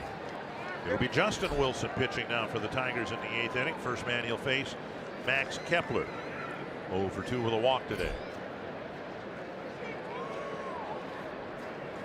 Kepler. Have to be careful. I've faced this guy several times, and he's pretty filthy. Kepler with an awkward swing, and I wonder whether the vision might not have contributed to what was almost a painful swing to watch. 8 games, no average. Tapper to second. Kinsler flips one down. Alex Avila's in the game at first base for the Tigers. Take a look at today's box score presented by Echo. No Twin with more than 1 hit. Polanco with a double. Bauer with a double. And a few singles along the way. That's been about it. Chris Jimenez 0 for 3. Pop up, a strikeout, and a fly ball. Wilson being given the task of the 8th inning, and then one would think Rodriguez would get the 9th. The ball lifted high and deep to right center field.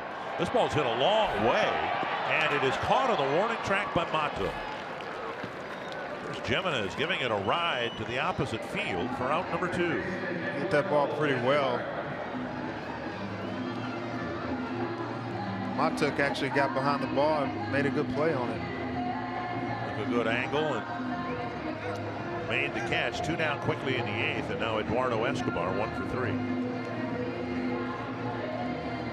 I feel like once the shadow get past the pitcher,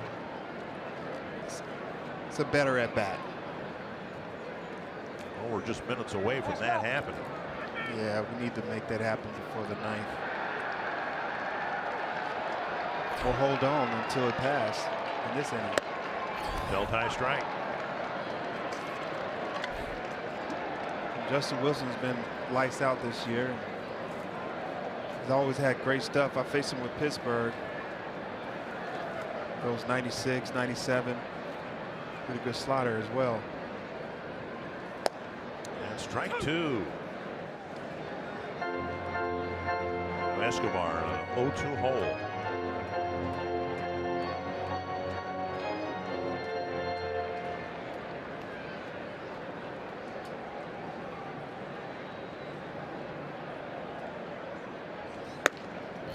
The philosophy is when you're down by 2 runs, you get in the late innings, you try to tell you to work the count, take pitches. And you know, when I was younger, we did that. Next thing you know, I was 0-2. So I said I vowed not to do it again.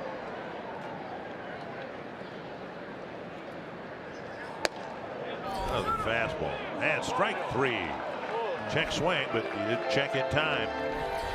And Escobar strikes out on fastballs from Wilson.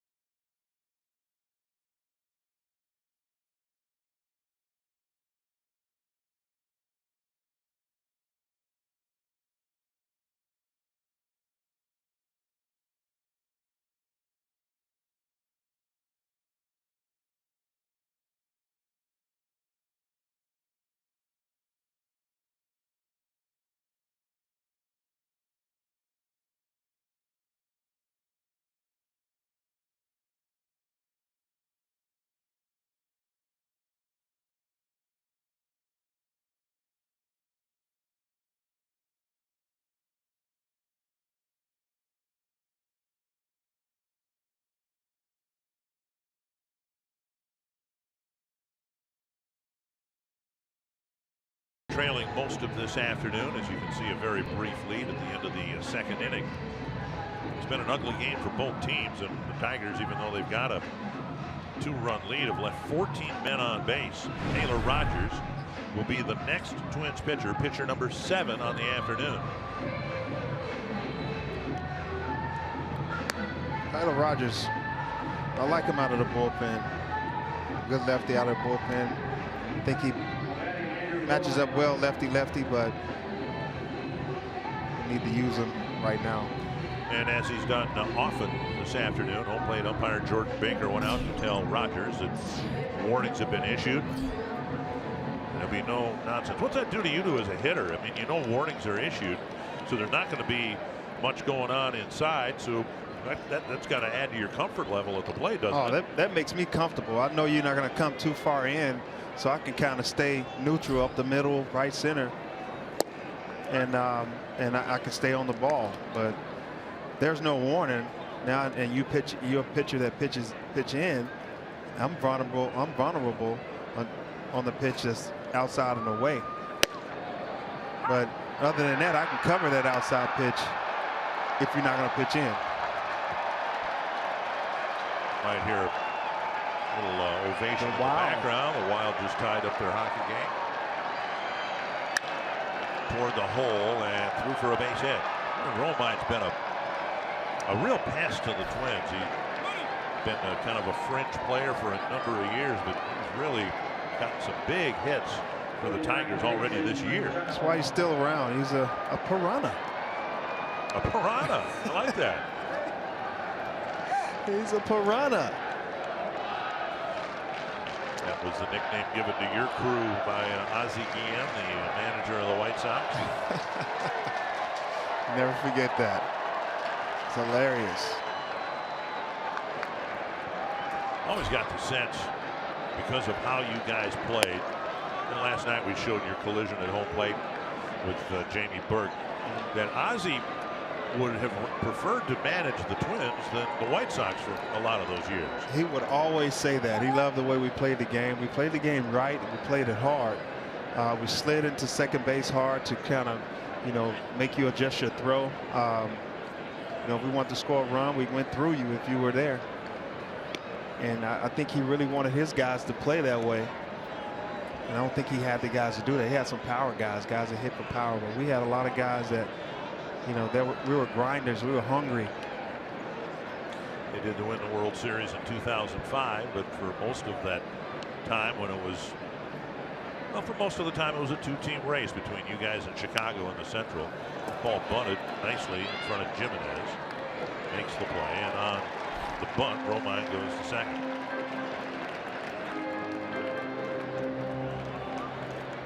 One down, and now Ian Kinsler. Thought that was a nice bunt. Get the guy over. I guess bunting guys over, sacrifice bunting, is still around. It's almost refreshing when you see it successfully done. There have been so many failed attempts that we've seen. I don't know why he would do that with a 2-run lead. Well, Machado's a number 9 hitter. Now you got an RBI guy and Kinsler up. That makes sense, doesn't it? No. Really? You don't like that? No, at all. I'm up 5-3.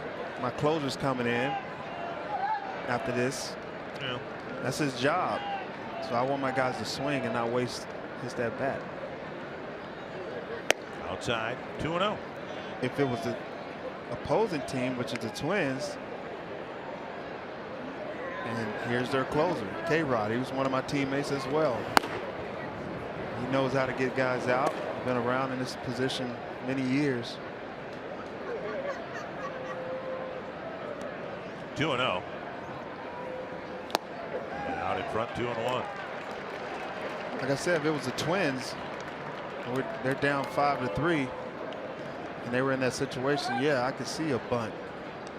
Get a guy over and get a guy in scoring position, base hit, scores a run, you keep the rally going. But when you're up 5-3 in the 8th, and top of the 9th. Tapper. Polanco's going to have to hurry. Nice job throwing off balance and getting Kinsler by a step and a half. Blanco's really made some great plays. 2 down. You know, I thought there were some questions about his defense in spring training, but I don't see it. He's been making plays, and Sano's been making plays as well at third base, and these 2 youngsters are using that web. Mikey Matuk, the batter. 2 strikeouts, 2 walks, and then a single in the 7th inning. Rogers trying to keep this a 5-3 game.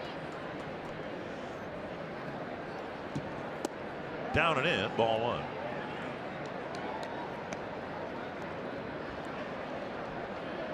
Matuk is actually a pretty good player. I like the way he plays the game. Pretty sure that's why he's in the big leagues. Gives the Tigers some speed in the outfield. That's one of the concerns they had. Now Jacoby Jones can go get him too, but he was hit in the face today by a pitch. Matuk can cover a lot of ground in right field. Swing and a miss, 2-1. And I hope that Jacoby Jones is feeling pretty well right now. I hope it wasn't too bad. I hate to see players go down like that, no matter what team you're on.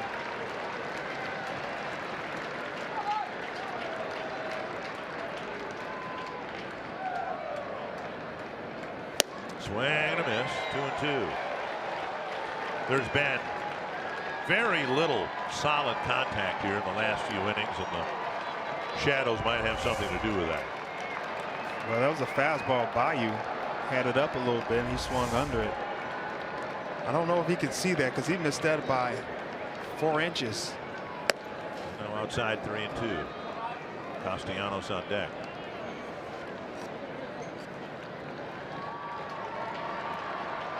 Why not throw it again?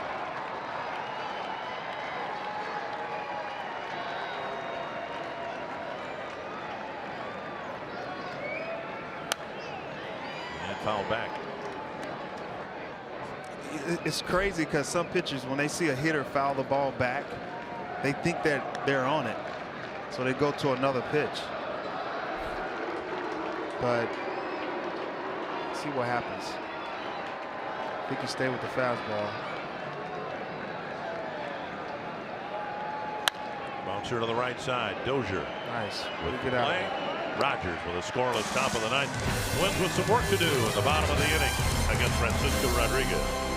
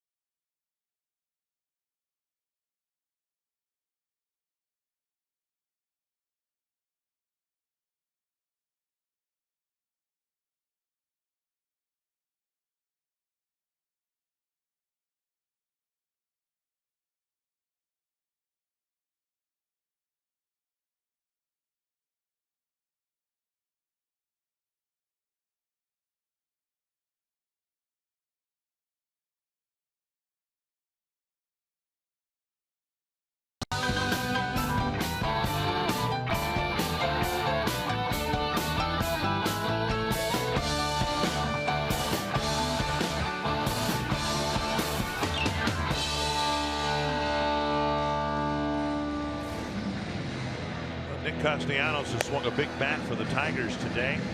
We'll see if the Twins can do a little damage in the bottom of the 9th inning. with Francisco Rodriguez, the veteran closer, coming in. He'll be scheduled to face Eddie Rosario, Byron Buxton, and Brian Dozier. So Dozier, of course, a power threat. It would really be nice if either Rosario and or Buxton can get on base in front of him. I think Buxton is going to be pinch hit for. Get the lefty Castro in there, and then if he gets on, you're going to have Danny Santana pinch run for Castro. But you got K-Rod on the mound. Got a 5 ERA. Opponent's hitting .333. He's been scuffling of late. Had the bases loaded earlier this week and gave up a grand slam. Rosario takes inside, ball 1. Rosario with a single and a run scored his first time up, then a line out to Castellanos and a line out to Kinsler. K-Rod's been around a long time. He's been in this situation numerous of times, so pretty sure he's not afraid. Swinging strike, 1-1. Castro is on deck. He'll hit for Buxton. Got to make sure you get the pitch up. He throws a lot of change-ups and doesn't throw as hard as he used to. Staying around 93, 92. But you have to get him up because he keeps the ball down. Tapper right side. Kinsler charges, flips, 1 away. That'll bring up Castro. Time now for What's Next, brought to you by CenturyLink. It'll be Kyle Gibson hoping to put together his best start of the year against Michael Fulmer, who wobbled a little bit in the early innings against the Twins in Detroit, but then he settled down and was nearly perfect in his last 3 innings of work. We'll see as the Twins hope to come back yet here this afternoon, but tomorrow might serve as the rubber game in this 3-game series. The Twins have won just 2 games here in this homestand. They're 2 outs away from seeing their record in the homestand fall to 2-6. See what happened. The big lady hadn't sang yet, so. Castro takes in the dirt, ball 1. Buxton had gone 1 for 3. Couple of ground balls, one of them for a hit and a strikeout. Still got some outs left and get a nice push with 1 out. Never know what could happen. If Castro reaches, we might expect to see Danny Santana pinch run for him, and then if there's a 10th inning, take over in center field. Right. 1-0.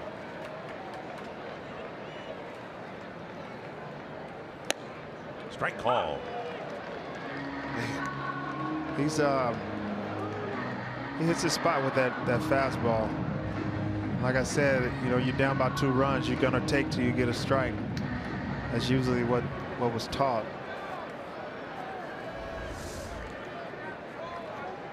Good pitch, good pitcher's pitch. Now down and in. 2-1. That's the pitch you really have to get up. You got to make sure you see it above your waist. If it's a strike, it's going to be a ball. Oftentimes you'll see pitchers have to have a kind of a mid-career crisis like Rodriguez has had and make the adjustment from being a power pitcher to a finesse pitcher, which is what he is now. But usually those are starting pitchers. Right. A high drive to right field. Hit that Castro put the barrel on it, and it is gone. A home run. A pinch hit home run for Jason Castro. Nice. And it's 5-4. Very nice. He gained a run. Left that pitch up and he capitalized on it. Rodriguez, after he got a new baseball, was kind of like, are you kidding me? I didn't think that ball was going to go. Yeah, I think it got up there, and so it was a fastball. It was a fastball. He threw it in, and you know he can't beat you with the fastball. Not with 87. Found it, golfed it out of the park. Way to use the wind. Look at the flags. Flags are blowing out. Utilize the elements. And now Brian Dozier on the ground into left center field. Dozier will round first and think of second base, but he'll hold up with a single, And the tying runs aboard. That's nice. Big hit right there to keep the rally going. I said earlier that a home run sometimes can kill a rally. But Dozier just started it back again. Got the right guy at the plate. Polanco. And barring a double play, Mauer. Polanco with a 2-run double. Back in the second inning. I don't know if you still right here. K-Rod has a high leg kick, but I don't know if you still. That base is open. I mean, the hole is open over there. And K-Rod throws a lot of changeup, so it will allow the lefties to pull it. Big leg kick and low, ball 1. Dozier was picked off with the left-hander Matthew Boyd on the mound in the first inning. First time this year that a Twins player had been caught stealing. Off a pretty good move. Boyd had a nice move, and I'm pretty sure that can freeze a lot of guys.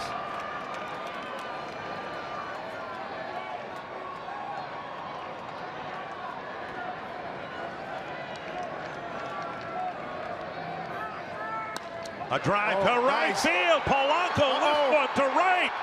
And caught on the warning track. Dozier has to hustle to get back to the bag. He just missed a walk-off home run. With the wind blowing out. Wow. Batuk had just enough room. Looked like the pitch got in on him. He didn't get all of the ball. Ball's hit like he hit that. it off then. Even if it doesn't go out, you think, well, it might hit the overhang. Kind of hit it off the end, looked like it. Mauer, who ended up hitting a pinch hit double when he replaced Sano in the middle of the 5th inning. Just missed that. That guy's been really good these past 3 weeks. Now, does the second out change your steal possibilities here? Joe's got 2 doubles, one Thursday and one earlier today. When Joe pulls the ball, he pulls ground balls over there, so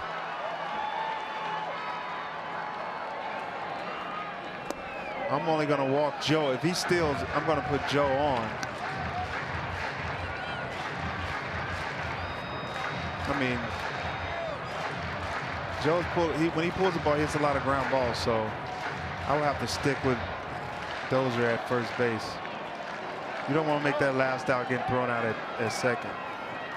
1-0 to Mauer.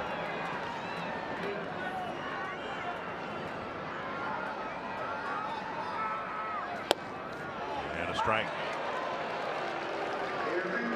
I'm pretty sure Joe is up there thinking, get the pitch up. He throws 2-seamers down, changeups down. He wants that pitch up. Joe's faced K-Rod several times, and he knows what he wants to do off of him.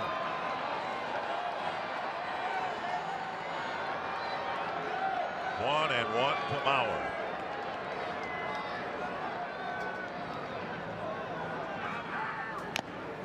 Now 1-2. Able to reach back, and that's about as hard as Rodriguez has thrown the last few years. That pitch clocked at 90 miles per hour. Yeah, but I mean, look who's at the plate. It's Joe Mauer.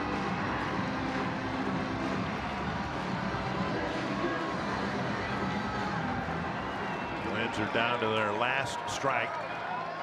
Outfield outfield in the no doubles defense. They're pretty deep.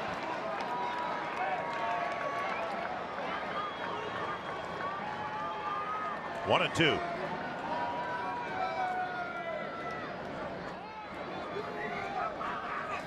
Outside, 2-2.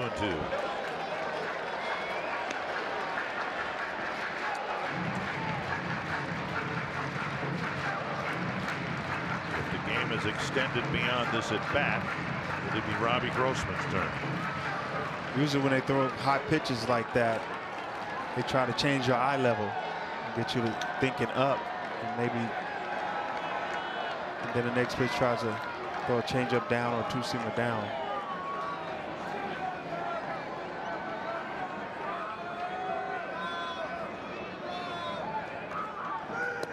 Three and two.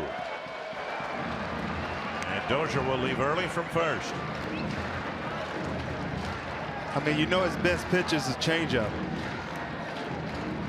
It used to be his curveball early on in his career. So 3-2, Dozier's running, 2 outs. I'm going to throw my best pitch. Vila playing behind Dozier. He'll get a big lead and he'll be able to leave early. And I'm going, as a hitter, I'm going to be looking for his best pitch. If he throws a fastball right here, that will fool me. I'm looking off speed.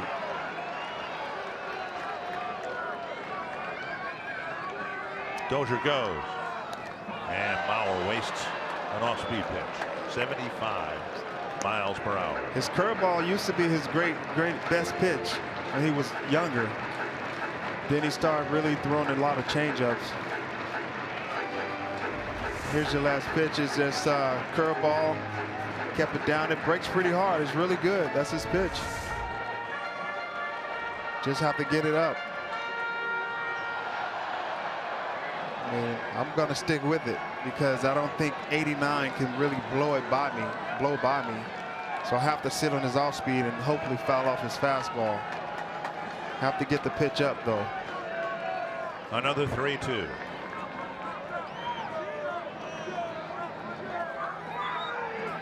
Struck him out. And the Twins lose another tough ball game to the Tigers. 5-4 the final score, getting one and leaving one in the ninth. Yeah, it's a tough ball game. These guys, these tough Tiger hitters, actually came through with a lot of bloop hits, but also Nick Castellano and Justin Upton driving the ball, having great games. Well, the top run producer for the Twins, Tom Hanneman, has been Miguel Sano, and that was his spot in the batting order. But because of the ejection in the 5th inning, it was Mauer who ended up finishing 1 for 3 on the day. Dick, a photo finish in a 4-hour game as the Twins fall short. Up next on Twins Live, presented by CenturyLink. Plenty to talk about, including the tempers that flared in the 5th. We'll hear from Paul Molitor and preview the series finale